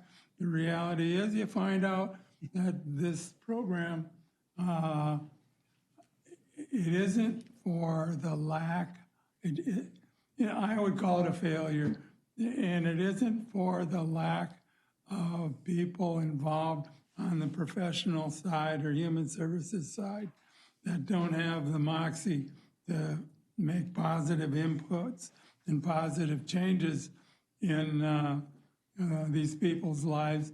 But the client base itself, after a while, doesn't take it seriously. This program was 25, we're celebrating our 25th anniversary of this wonderful program, to find out that half the time the clients, and half is about right, the right ratio, that the people don't show up. And we're spending, it's not, I appreciate, it's not always about the money, but I don't know how to increase the participation rate fall off, because that's not the only problem in these people's lives. And so I'm pretty leery of boutique committees to get involved in this, because after a while, they lose momentum, and there's a lot of other problems going on in these folks' lives. The only thing I would add that might be helpful, I think if we keep coming up with these boutique ideas, they ought to have a periodic review of the programming by somebody. Maybe it's the board, maybe it's not. The folks that are in crisis are a hard constituency to love, because this isn't the only problems they have going on in their lives. And when you have a group of high test people, appropriately compensated, et cetera, and the client or the person that this is supposed to help does not show up. And it's disappointing, but as Jeff was alluding to from his feedback from his sons, that folks with these types of issues don't think like us. And that's why we have trouble connecting with them. Does that mean we don't try? Hell no, gotta try. But the only thing I would add, without extending my rant here, I could go for this, but when these things come forward, and there will be another terrific sounding multidisciplinary human services concern, let's build in a periodic review of these programs. How many people have been involved in this? Who's involved in this? You're not going my dad's favorite saying, one of them, anyway, can't make a silk purse out of a sow's ear. You're dealing with a difficult population, and we got to try. But our success assumption isn't automatic. Build a periodic review into this program. The thing that ultimately kills our best efforts is no-shows. When the client doesn't appreciate or doesn't make that a top priority in their lives, it isn't that we've failed, it's failed, because it's a combination of client and provider. And we're just not very good at some things, especially when it involves human nature. So, yeah, I'll give it a shot. I want that periodic review. And something that's accurate. I heard one of my best friends, because he's a hockey nut among the judges, vigorously defending this treatment program on their 25th anniversary. And God, it's a spendy program. And if the board tried to take this on, we would damn near need a wooden stake to drive through the heart of some folks to end it. Good intentions and significant effort don't always guarantee success. So let's have a look at this somewhere down the line.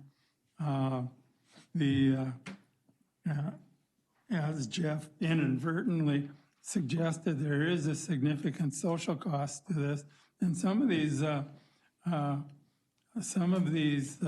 drug-related issues, the problems are more severe in the rural areas as compared to in the metro types. But periodic review, that's all I got to add. And then thanks for putting up with the rant. There are just some things that we're just not good at, and I don't know how to change that. Sorry. Commissioner, to your point, that is the reality of the problem, that ugliest and disheartening reality of addiction, and overcoming that personal addiction for individuals is so great.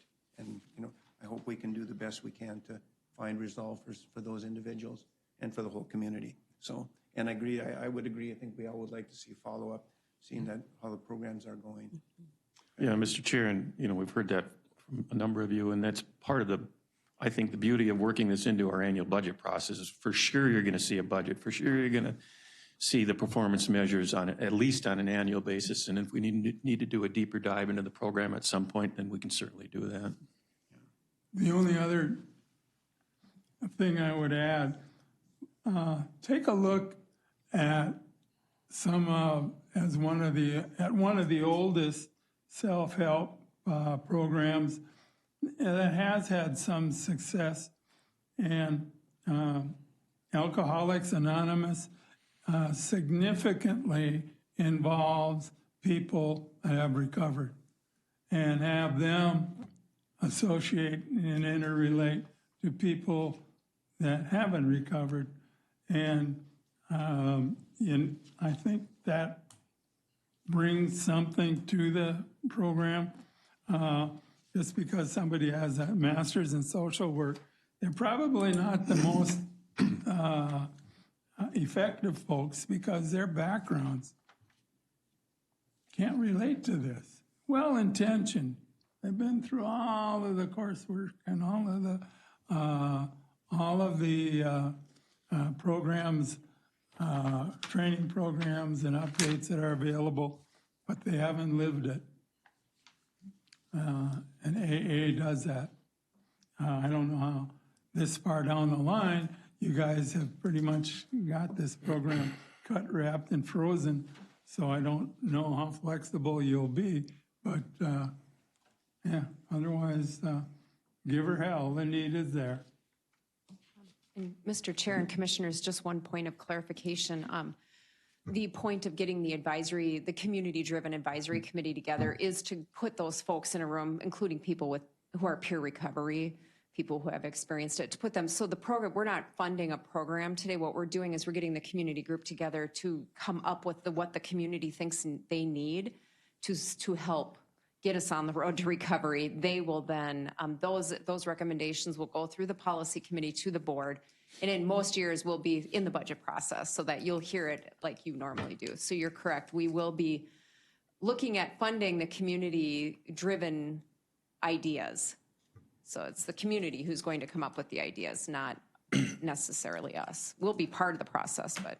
If you had to sell this to the board based on the successes of other programs, you'd first of all have to define success, what constitutes success. And then second of all, just because we want something really bad, like a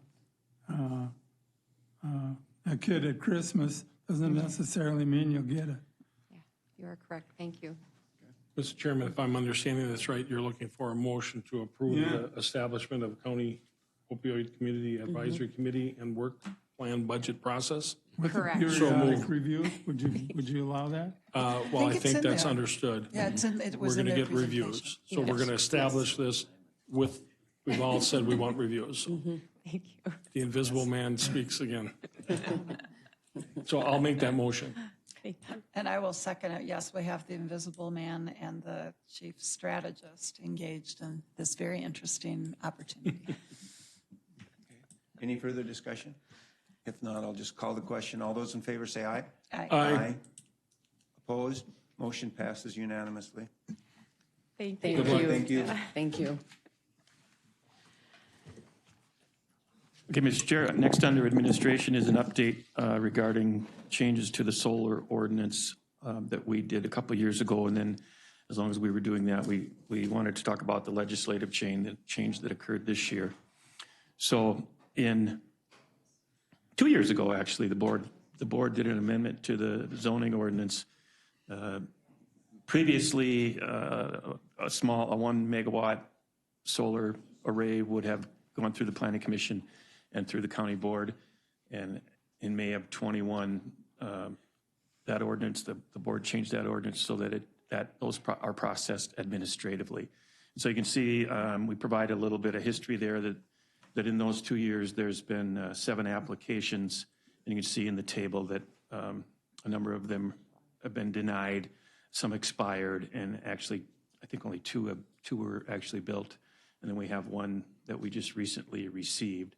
And so that's an update on that change. And then, as the board knows, this year, one of our legislative priorities was to get a change in the state statute regarding the property classification of a 1 megawatt solar farm. And as you know, a 1 megawatt solar farm did not get classified as commercial, whereas if it's a larger one, it would get classified as commercial. And what we were seeing was there might be 2 1 megawatt arrays on one property, and they're still classified as, or not classified as commercial. And so that law was changed. Then you can see, at least today, what that would result in those arrays that we have currently now that'll be reclassified for, not for 24, but for 2025 property taxes. And you can see the differences in those. And I know we have Ms. Benson and Ms. Berg here if you have questions on the zoning piece of this. And I don't know, Mr. Streifels and maybe Mr. Lahr is here if you have questions on the taxation portion of it too.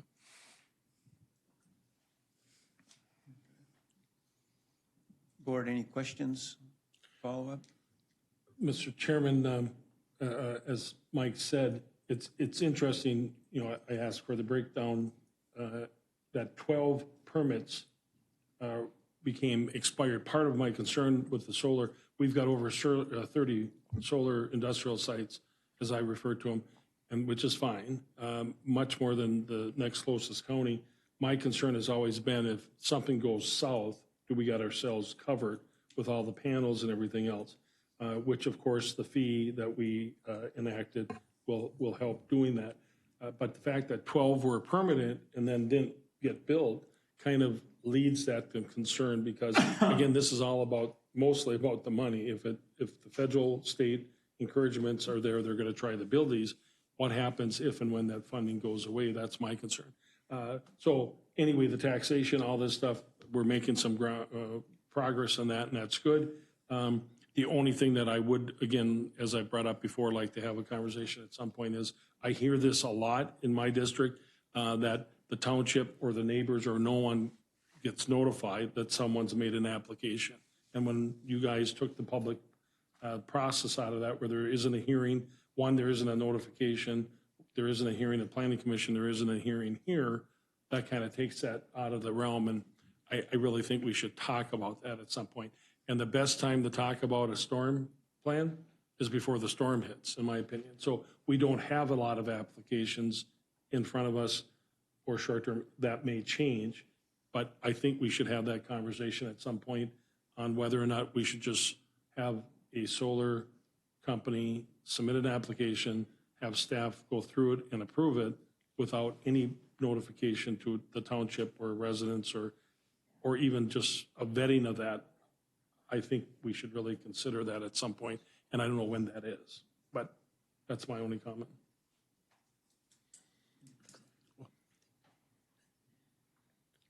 Steve have something? Steve, did you have a question? I don't know how much, am I delayed usually from you guys or? It's just a short delay. It's not that big. Okay. Go ahead. Did you have a comment? Well, you know, when we created this administratively, I think the crux of that was when you didn't hear any opposition, it was similar to whether it's a feedlot issuance or any of those.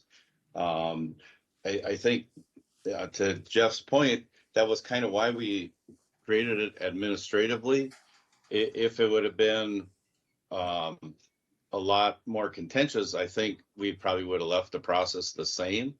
But I'll let Shelley maybe comment on, you know, notifications and stuff like that in regards to townships and residents when it comes to administrative permitting. Shelley, I don't know if you want to respond to that. All right. Shelley Benson, Environmental Services Director. That was one of the reasons why we went to administrative process, that we got very little input at the public hearings.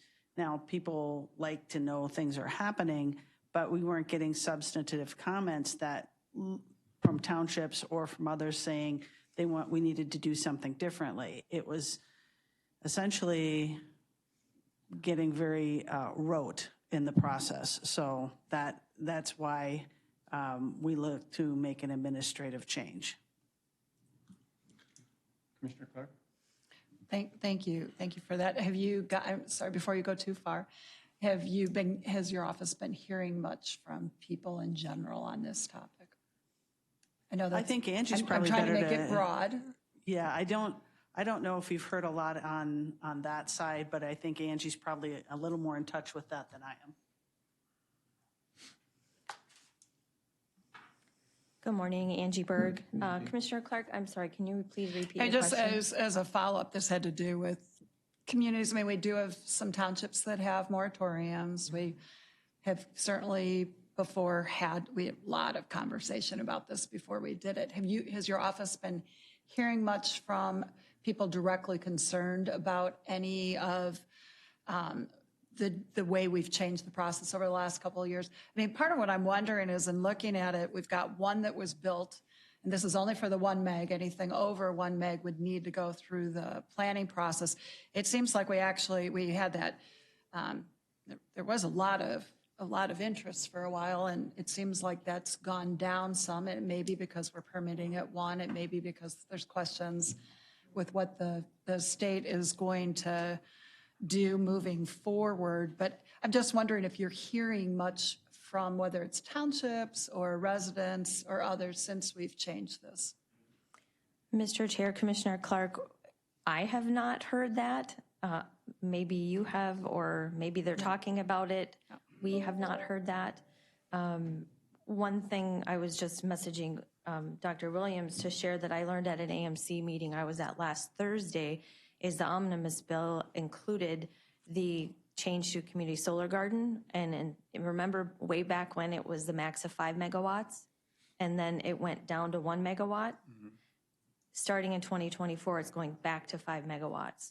So while we can't predict what we might see, it could be that this whole 1 megawatt administrative permit is a moot point moving forward, because I don't know if we're going to keep seeing the 1 megawatts or if companies are going to go straight to the 5, in which case that would be an interim use and seen by the Planning Commission and the County Board. And Mr. Chair, with that, it did seem like there was a couple other things that happened legislatively, so we don't know how that's going to play out. I was wondering if it would become moot. It isn't certainly right now. And then just, again, we had a lot of activity, and you certainly were seeing that, Commissioner Bertram, in the area in which you live.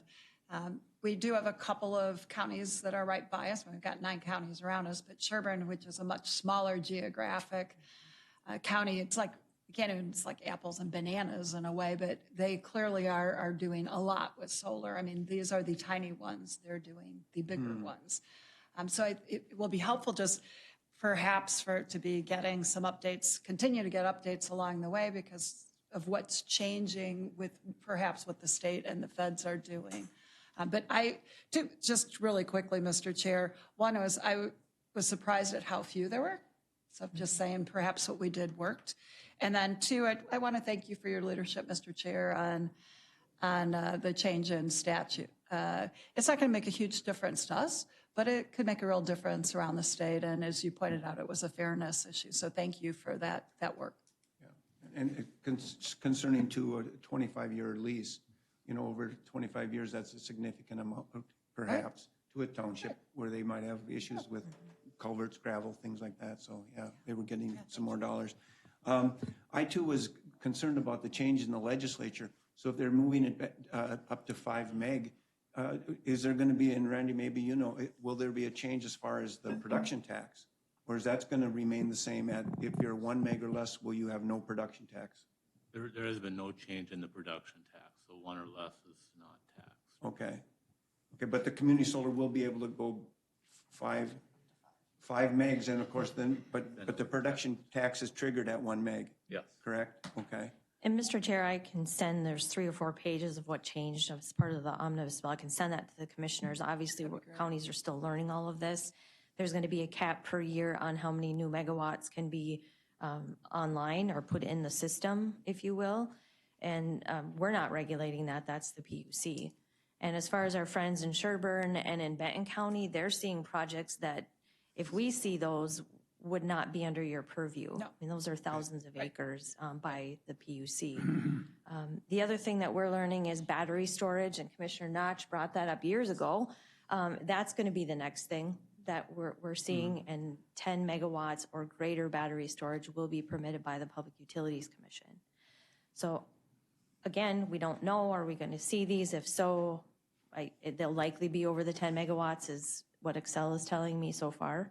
So that's what I know. And Mr. Chairman, a follow-up to that is, again, I like to be proactive.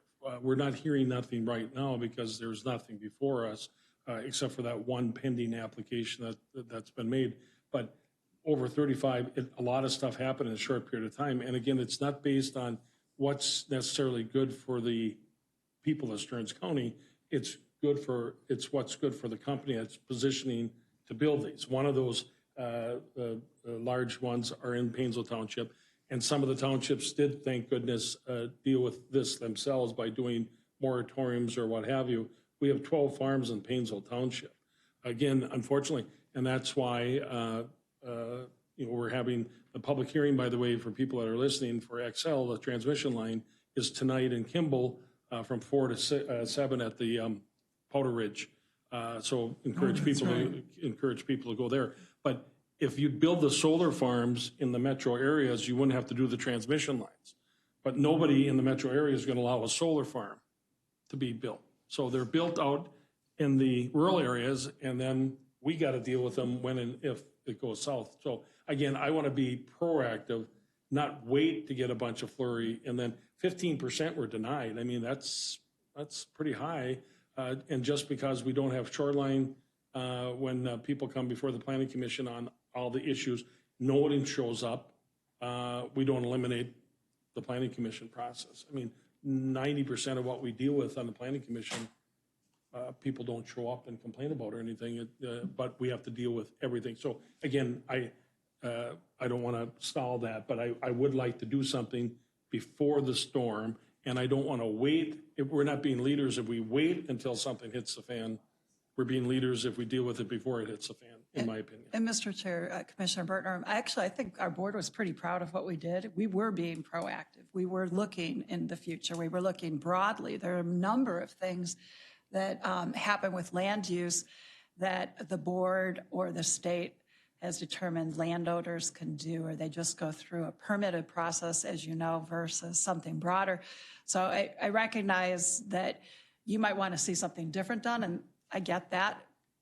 We took a long time with this. We were thoughtful, and I don't know where we're going to be going with this, but I want to assure you we were not being reactive. We were being proactive, and if anything, there may be an opportunity to expand this as well. So we may be in different places with what we'd like to see happen, but this wasn't that long ago. There was a lot of work done on it. It was done in a proactive manner. And Mr. Chairman, Commissioner Clark, I followed that all very closely. I know that. And when you say this board, it wasn't this board. I wasn't on the board.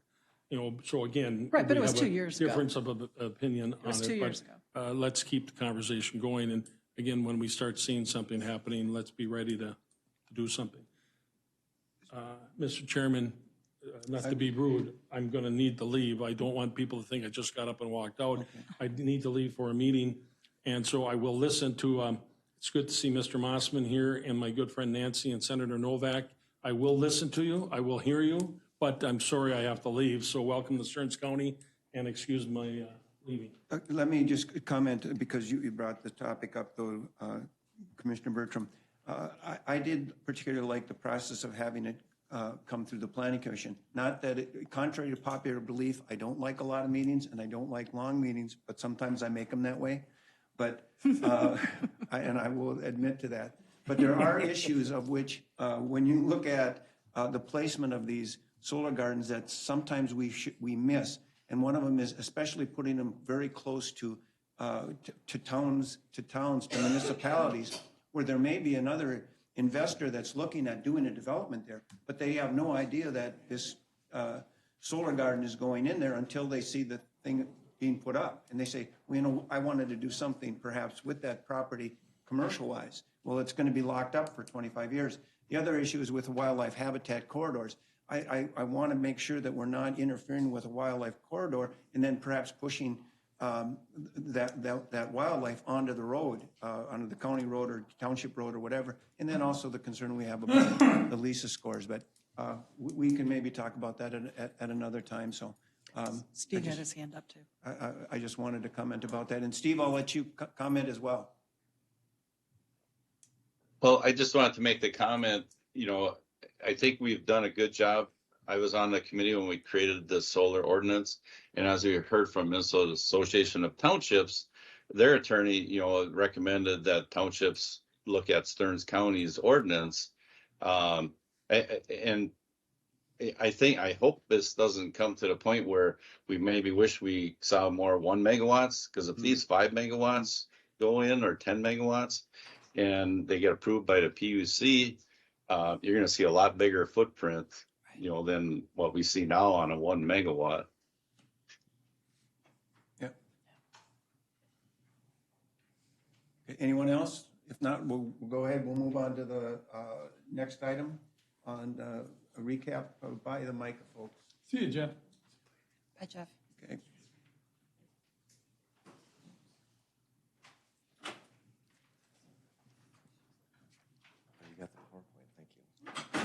Good morning, Mr. Chair and members. Matt Mossman, Executive Director of the Minnesota Intercounty Association.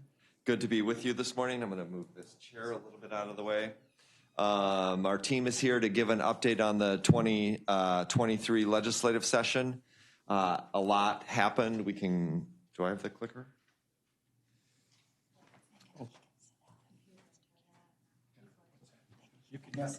Matt, if you'd like, you want to sit down? You could. We can put you on camera over there. Just use the mouse or the keyboard just like you normally would.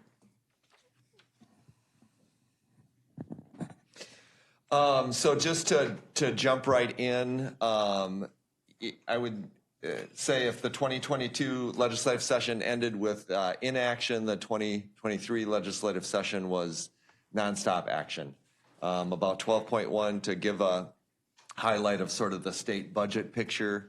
About $12.1 million, you might recall, was left unspent at the end of 2022. That carried forward. Started this session with a $17.5 billion surplus. There were net state tax reductions of just under $2 billion, as you can see there on the right-hand column on the revenues part for 24-25. That included one-time rebates or one-time refunds that are going to happen, along with some significant reductions in the taxes as a result of the child tax credit expansion and Social Security subtraction change.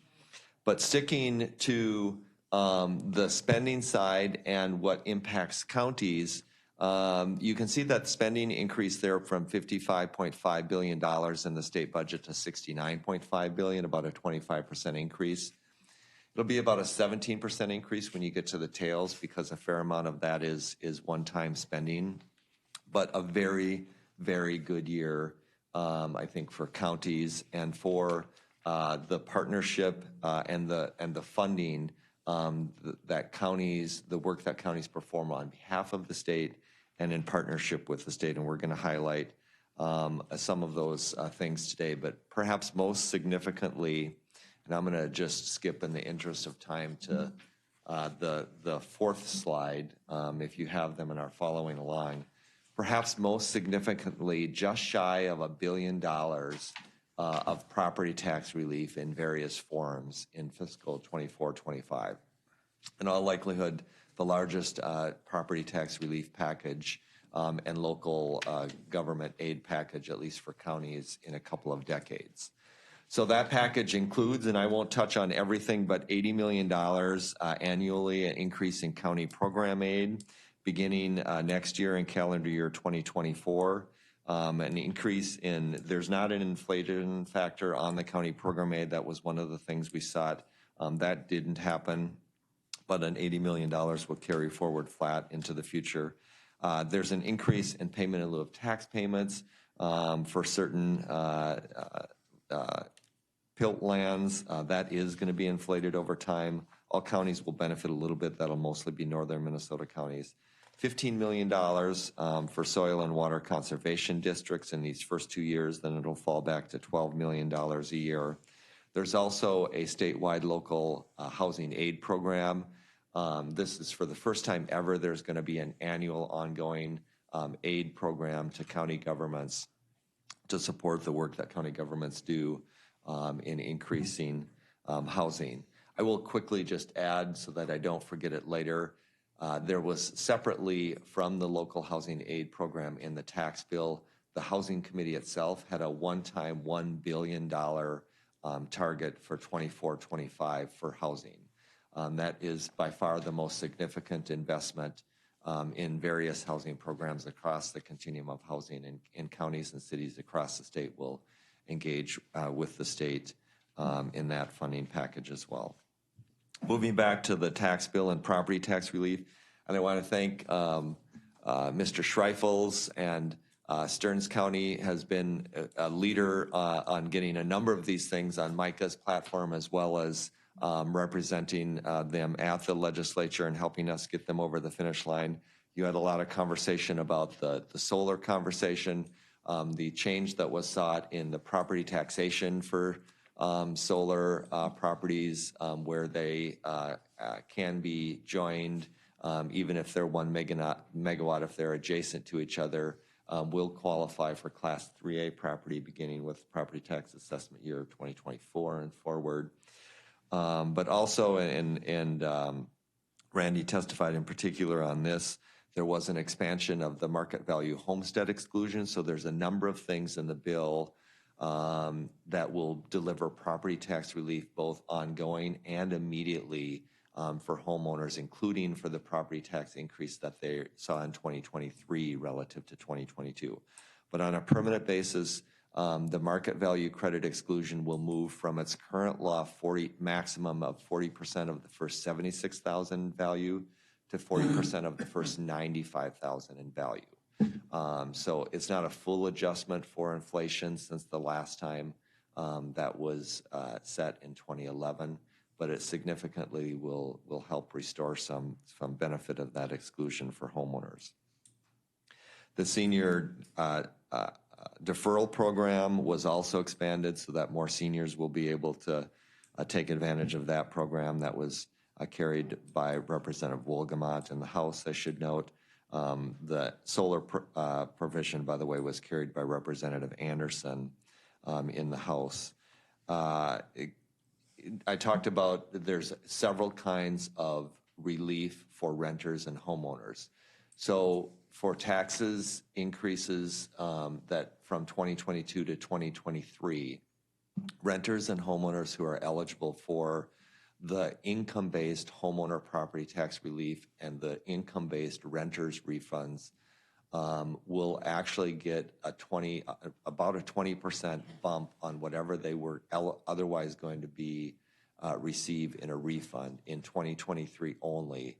The legislature put in a temporary increase in those refund payments, and it'll just be calculated as an increase to an increase to that refund.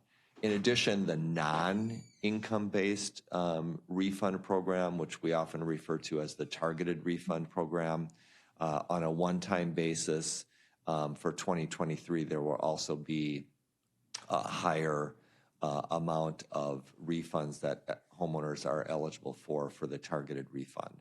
That'll happen in two ways. Typically, your tax has to go up by more than 12% from one year to another in order to qualify for that refund. Temporarily, for just this 1 year, it'll drop from 12% to 6%. So any homeowner that saw more than a 6% increase in their property tax bill will be eligible for a refund up to $2,500 on a copay basis. And the cap is normally $1,000, so it'll also be a higher potential refund. So those are some of the bigger changes in the property tax relief mechanisms. I would note that there's also $125 million one time in additional state broadband grant monies that was put in place over the course of the next 2 years. That's a one-time appropriation. I have $50 million on the slide. I believe it's actually $40 million, $20 million a year will go into the low density areas of the state.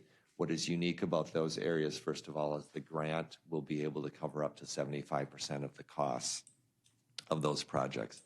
And then across the state, even for all of the grants, the maximum grant size in the broadband grant program will increase from a maximum of $5 million to a maximum of $10 million. So that'll get more money out the door.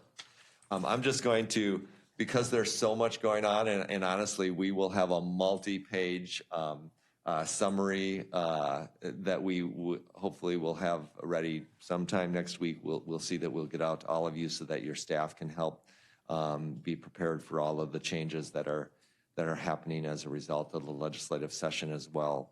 But I do want to share this slide as a lead-in to Mr. Novak, who will come up and talk about transportation next. But what does all this mean for Stearns County? I just tried to put on a list, a graph of some of the bigger changes. You can see county program aid will be about $3 million estimated for Stearns County. Public safety aid, which is one time, but just shy of $3 million. The local housing aid I mentioned will be about $243,000 a year. You see the SWCD aid number there. SCORE grants, I don't have a number on that, but it's the biggest that'll be SCORE grants. I want to thank your folks for being supportive of that as well over the years. That was included in the tax bill to move 3% of those revenues that go into the general fund into increased SCORE grants. We think that'll be about a 20% increase in SCORE grants across the state. Transportation finance package, which Steve will talk about, we believe will be about a 20% increase in your revenues as well once all those revenues come online. I base that on fiscal 26, but for Stearns, I think that'll be about $3 million a year, my estimate, and we'll get something from DOT soon. And of course, probation services, which Carly will talk about, will be a significant increase also. So all in all, a substantial increase in state investment and really reestablishing the partnership. A lot of these with state government and counties, a lot of these program areas reflect areas where we have fallen behind over the years in terms of state support for local efforts as well. So I will turn it over to Steve as I'm moving. As Steve is coming up, I would just point out in your packets, in addition to the slides, we also have a little checklist of all of the MICA platform items with either a green or yellow check mark, et cetera, that gives you a sense of where we had success and where we didn't have success throughout the session, because we won't cover all of those things here today. Good morning, Mr. Chair, members of the board. Nice to be in Stearns County. We had a big year in transportation this year, as was mentioned. Many ways a record year, and I want to just take you through it quickly. Of course, it was a budget year. We also had not had a bonding bill since 2020, so there was a lot of pent-up frustration. And once they got going on it, a lot got done, so I'm going to take you through it. Overall, between cash and bonds, there was $2.6 billion in capital investment. The transportation funding bill itself got a $1 billion target, which was way beyond anything that we've seen in that area for the last decade or two.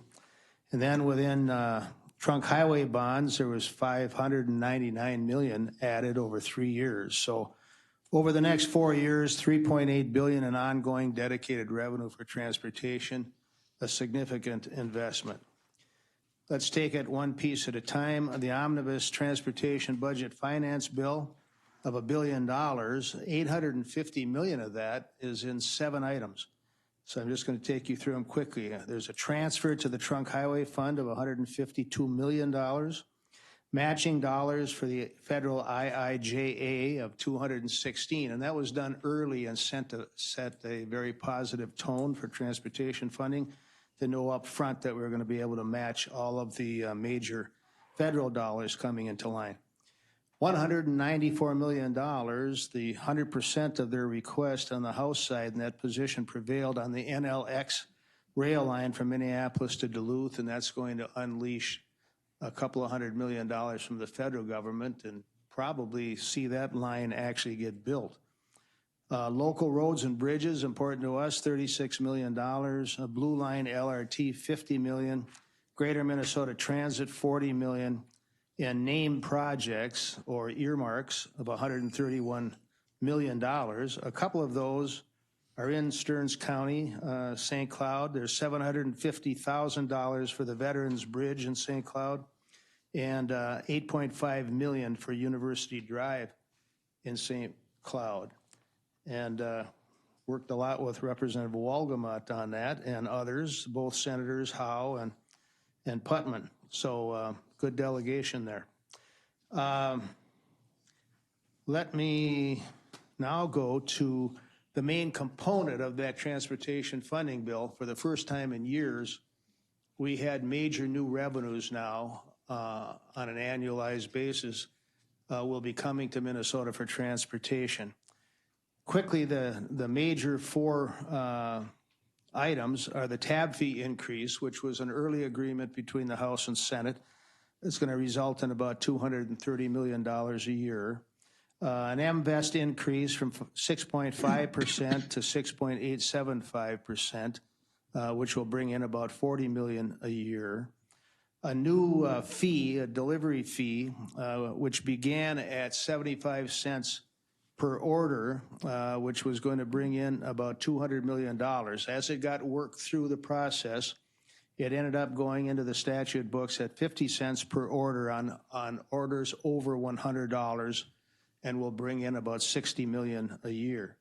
And then probably the surprise of the session, after everybody really kind of talked and worked themselves to death, the gas tax, old reliable, which had only been raised once in 30 years, has been indexed, tied to the CCI, which is the construction index, with a 3% cap. So that is going to bring in about $150 million per year. Steve, if I can ask. Sure. I asked a couple of legislators about that, but they wouldn't fess up if it was true. But, you know, that was really not talked about the entire session, as it didn't make any of the media. And then right at the 11th hour, all of a sudden there's a gas tax.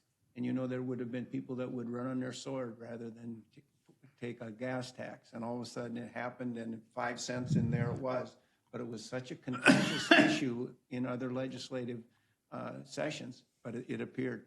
Was there an agreement that we were going to have a gas tax? We're just not going to talk about it. How did that happen? I think that would be like urban legend. I think, I don't know, nobody knows factually for sure, but I think because of the kind of the birth of the new delivery fee and all of the conversations and activities that went around, the gyrations on that, I think there was always people who wanted to do a gas tax, including the governor, who had proposed it a couple of times. The House had passed it once. The Senate had passed it once in the last 5 years. But I think people at some point saw the gyrations everybody was going through to raise money that both parties agreed was needed. And, you know, why not throw it out there? It's been the workhorse of funding for roads and bridges for 100 and some years. So and it could have been a compromise on that delivery fee. Yeah, because Matt, did you have a comment on that? Yeah, Commissioner, I was just going to add, if you look at the amount that in the end is raised by the fuels indexing and then the lower delivery fee, it actually is about the same amount of money as the delivery fee was coming into conference committee from the House. So I think that your point in Steve's is right on. It was partly emerged out of a compromise on the delivery fee and conversation. That puts a little sugar on the poison pill. Yes, and the final new tax was strictly in the metropolitan area, a 3/4 cent sales tax for transit and some urban roads and bridges. Let me shift to the final major area where progress was made, which is after a 3-year wait, which is long in bonding cycles. A major bonding bill was passed, and it delivered significant money to transportation throughout the state. So I just want to quickly touch on those. You had mentioned earlier, so I'll just be specific, the local road wetland replacement program, which in the governor's budget called for $18 million in bonds, $7 million in cash. That would have been a total solution. What was first introduced and stayed and remained to be the final product was $12 million in bonds. And so we made progress there, but we did not complete the cycle. Hopefully we can get that done next year. And then our most important system, the local roads and bridges, the county roads and bridges, we were very pleased in the end because it basically matched our platform goals for the year. But on local roads, there was $78.95 million in undesignated money, and in what they call named road projects, which is an alternative to earmarks, an additional 146.2. So you add the two together, it's 225 million, and that by far is the most significant amount of money in local roads that I can recall. Correspondingly with local bridges, there was 67 million in undesignated and 41.9 in named bridge projects for a combination of 108 million. So that was significant also. Just touch on a couple of others. Highway, railroad grade crossings, 3.6 million. Port development, 18 million. Safe routes to school, 2.4 million. Active transportation, 1.2 million. Minnesota rail service improvements, 9.6 million. and additional money for Greater Minnesota Transit of $3 million. And then real quickly under trunk highway bonds, because one of our favorite projects around the state is in there, Corridors of Commerce. MnDOT facilities received $87 million in trunk highway bonds. Corridors of Commerce will receive an additional $153 million, and state road construction $200 million. And once again, named projects, $166 million for a total of $599 million. So a big year. Steve, if I can, on the clarification on that Corridors of Commerce, and I see it in the notes here, did the change in metro and rural or outstate Minnesota get changed to the 3-tier? Did that actually happen? That did actually happen. Okay. Basically, the House position prevailed, and the work had been done in a bipartisan way with Representative Torkelson and Chair Hornstein. And I talked to them numerous times about that, because at the end of the day, you know, a lot of that money was going to rural Minnesota, but rural Minnesota was Elk River, St. Michael, Albertville, other collar counties. The reality was, if you'd hold up the map, it didn't look like outstate Minnesota. Right, and that was a major goal of Torkelson, and I think he feels that that goal was accomplished. I believe so, yeah. Thank you. You're welcome. And then one other thing to note, on local dollars, we were allocated $7.5 million for Town Line Road with the work from Senator Holland, Representative O'Driscoll. Commissioner Clark and I actually were out at DC even trying to lobby dollars to get that for that project.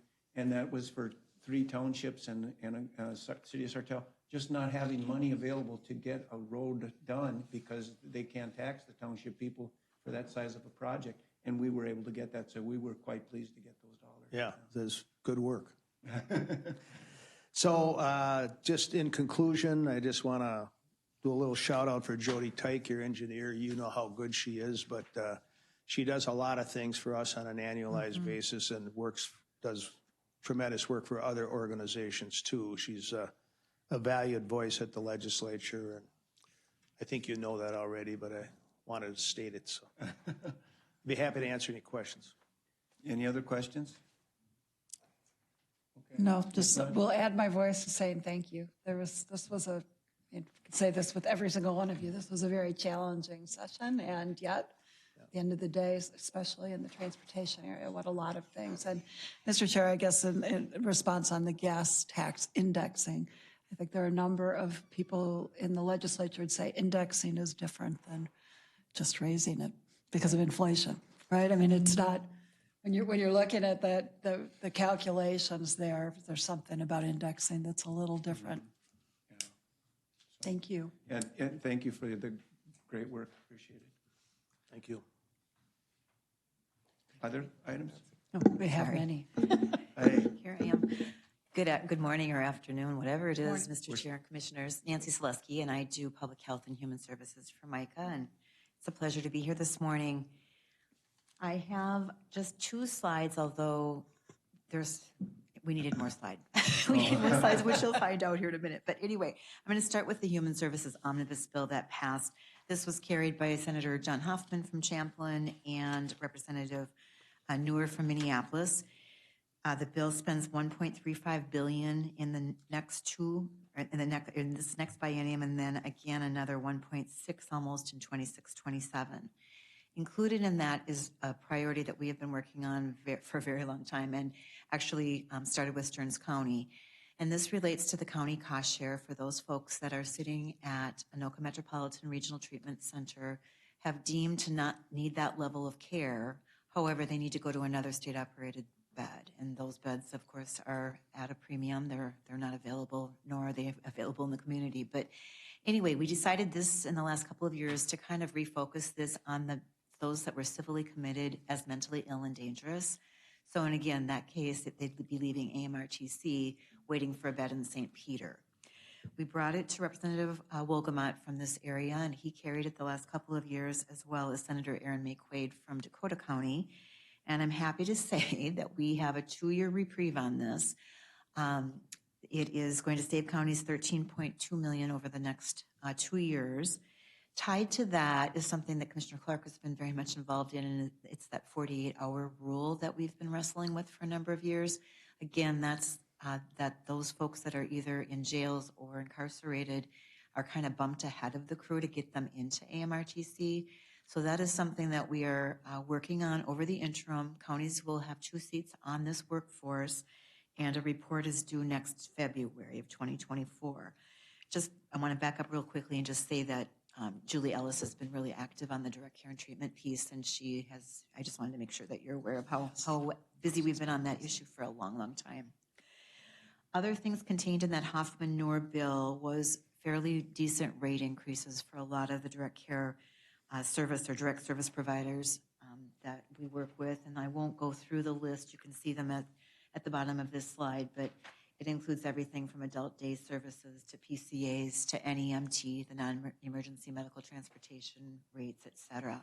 So just want to mention that they did get an increase in that bill.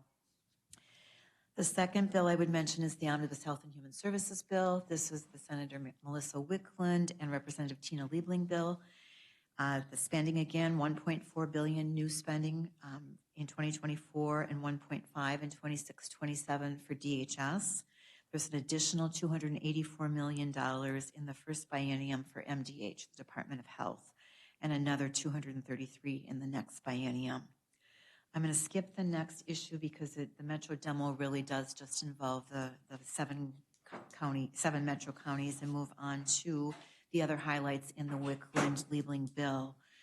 We do have two new state agencies have been created. One is the Department of Children, Youth, and Families, and the second is the Department of Direct Care and Treatment. And that transition is kind of just starting, actually. The plan is to take the relevant employees, the dollars, et cetera, from the Departments of Human Services, the Department of Health, the Department of Education, and move that into this new Children, Youth, and Families department, which will focus on children. And then same with the direct care and treatment, those staff and dollars will go to the new agency. The legislature did invest fairly heavily, I would say, in IT this year, which is something we've also been working on for a long time. More than $130 million was invested for everything from service delivery transformation, integrated services for children and families. There's the behavioral health program locator. They've put significant money into METS functionality, which of course is something that all of your county folks are working with, and also MMIS modernization.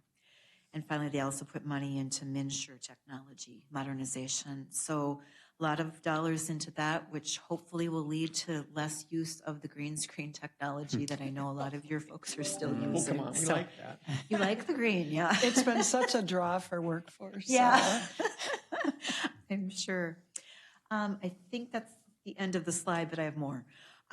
They did put significant dollars into behavioral health. I'll just mention some of that. $4 million into the 988 National Suicide Prevention Lifeline. That's really startup dollars from the state. There is a fee on cell phone, every cell phone line in the state actually going forward. So this is just the startup money. They put additional money into mobile crisis grants. They created a tribal mobile crisis response team model.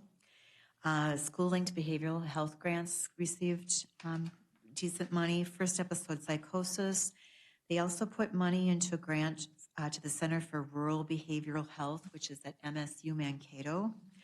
There's a rate increase for mental health service providers, and there is money in the bonding bill related to behavioral health crisis facilities, $10 million there. Childcare, another big issue. They did include the permanent reprioritization of the basic sliding fee is now permanently done, and they put additional money into the basic sliding fee assistance of $30 million per biennium. Family First Prevention Services, they put $25 million per biennium into that. Economic supports, there's the GA benefit increase, and they put a fair amount of money into food security. Other miscellaneous things that will help not only our clients but the counties is that there's now continuous MA eligibility for children. MA copays are eliminated effective January 1st of 24. There will be no more copays for people on medical assistance. And they provided a COLA for the MFIP housing benefit. One thing I just want to mention real quickly is in the House, there was language that they wanted to create a healthcare affordability board, and they wanted to kind of look at managed care in the medical assistance space. They're starting the elimination of managed care altogether, universal health care, things like that. In the end, again, there's language to study those as issues as opposed to putting them in effect at this moment, but we will be revisiting that going forward. I do want to call out there was substantial substantial investment in public health. My mother always told me to slow down. Nobody can listen this fast. I apologize. They did put in $25 million into emergency preparedness. There's $2.5 million in a public health response contingency account, $22 million per biennium into the public health system transformation. There's lead remediation in schools and childcare centers, and they did modify the definition of elevated blood level of lead. And finally, there's money for AmeriCorps Heading Home, which addresses housing challenges, and that goes through public health. The last thing I just want to mention is one of the first things they did this session is they did appropriate $36 million to counties to help us unwind the public health emergency. As you know, all of the MA applications have to be reviewed and recertified, and a lot of work goes into that. I think there's like a 1.5 million applications that need to be reviewed statewide. So we do have that $36 million effective July 1. I don't know that the dollars are in yet, but coming your way. They also sent some money to DHS and MNsure for this as well.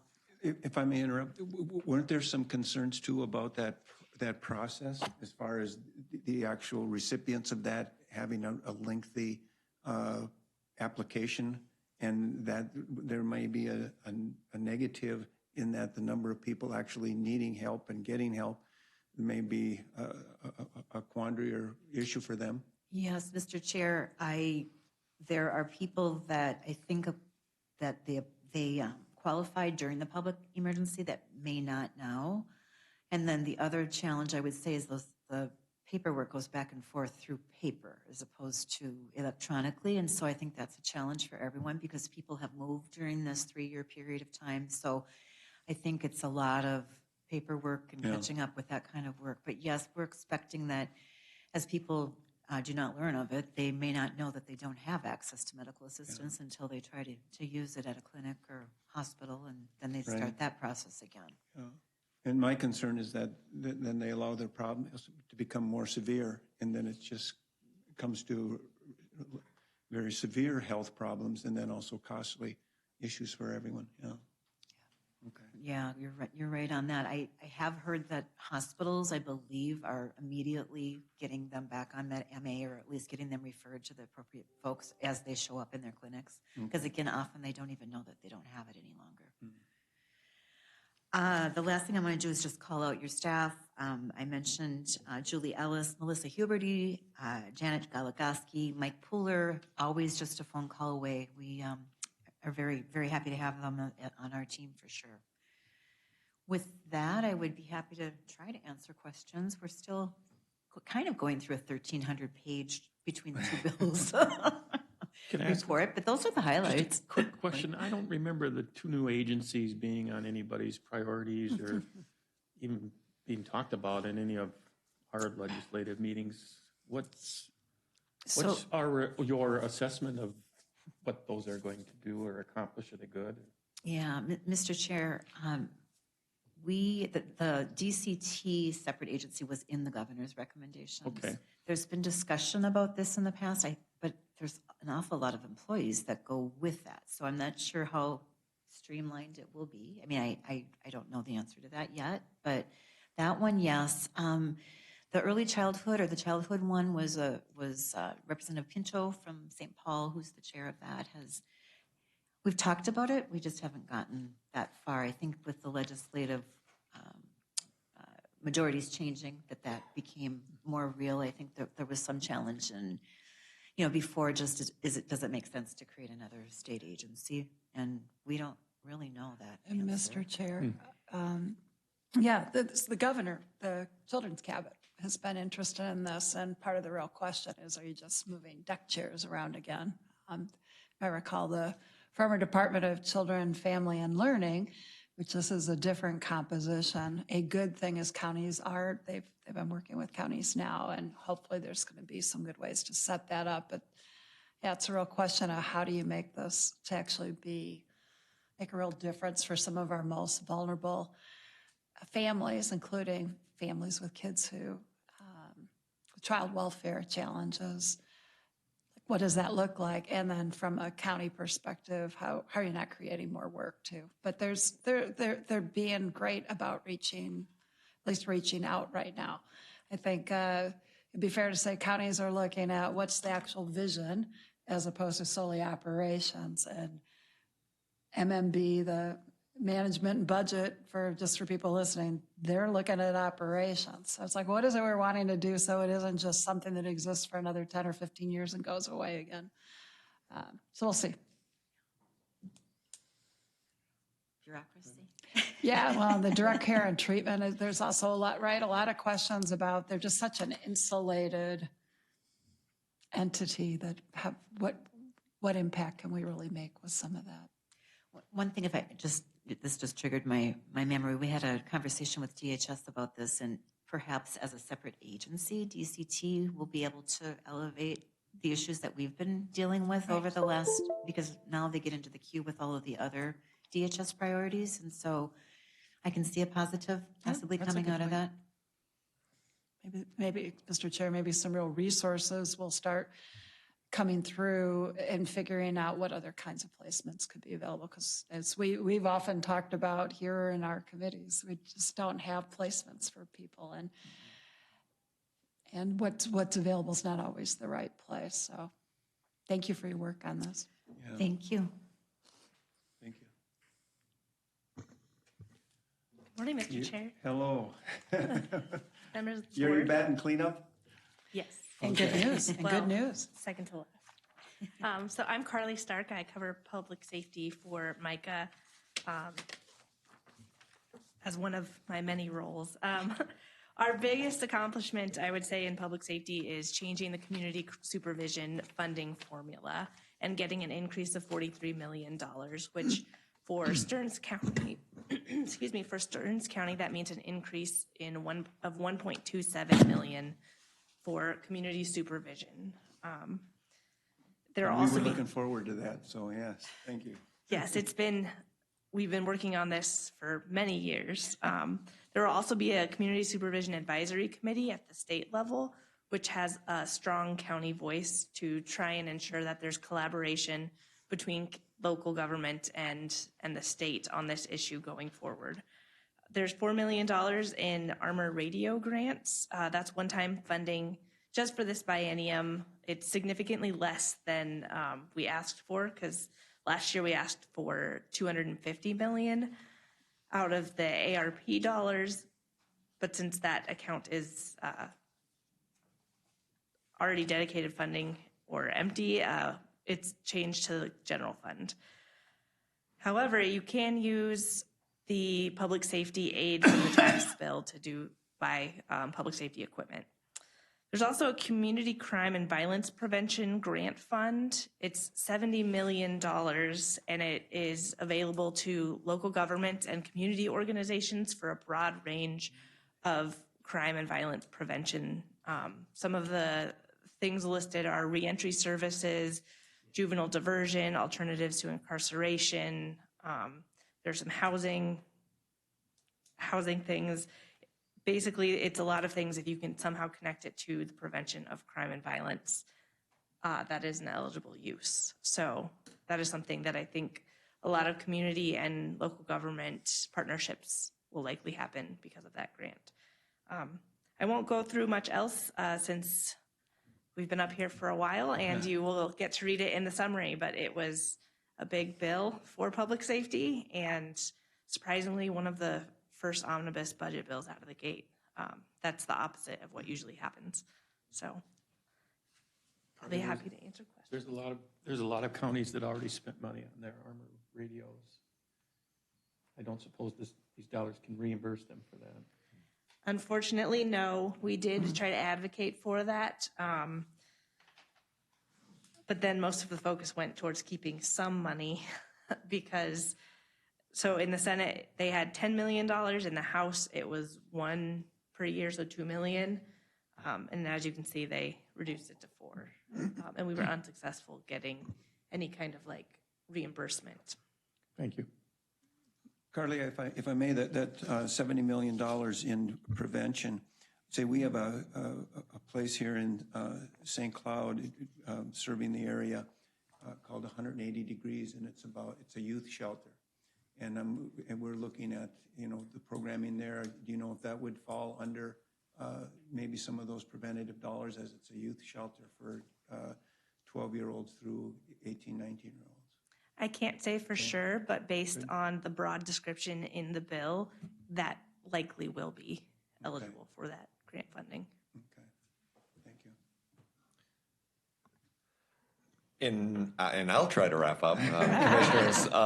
Just in the way of wrap up on this last slide, I talked about in SCORE funding earlier in the tax bill of about $3.5 million a year. Our full summary of the session will cover other environmental programs, but will be significant opportunities for local governments and counties also through grant monies that are going to be administered by the Pollution Control Agency related to solid waste efforts that were funded, as well as monies in the legacy bill and across the environment and energy portfolio, in which there's going to be some grant opportunities as well.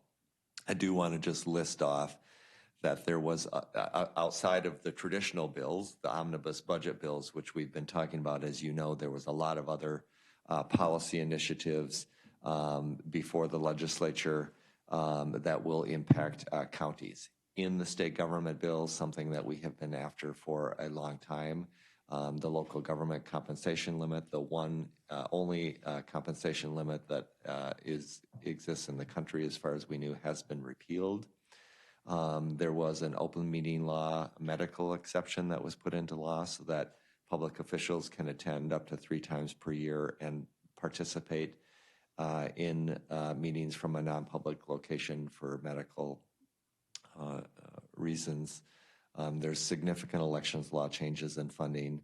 Then just to list off some others, there's a substantial change in reform to para-duty disability and a new mental health and treatment protocol and benefit that is associated with that as well. There's a new paid family and medical leave program, as you know. The Omnibus Jobs and Economic Development Committee included a mandate for all employers to provide earned sick and safe time, which we anticipate most local public employers will generally meet those conditions already, other than maybe for some part-time employees or summer seasonal employees that it will apply to as well. There is substantial changes to the Public Employee Labor Relations Act that will be relevant to local public employers. And of course, there's the cannabis legalization bill, which has impacts and interrelationships for all levels of government across the state.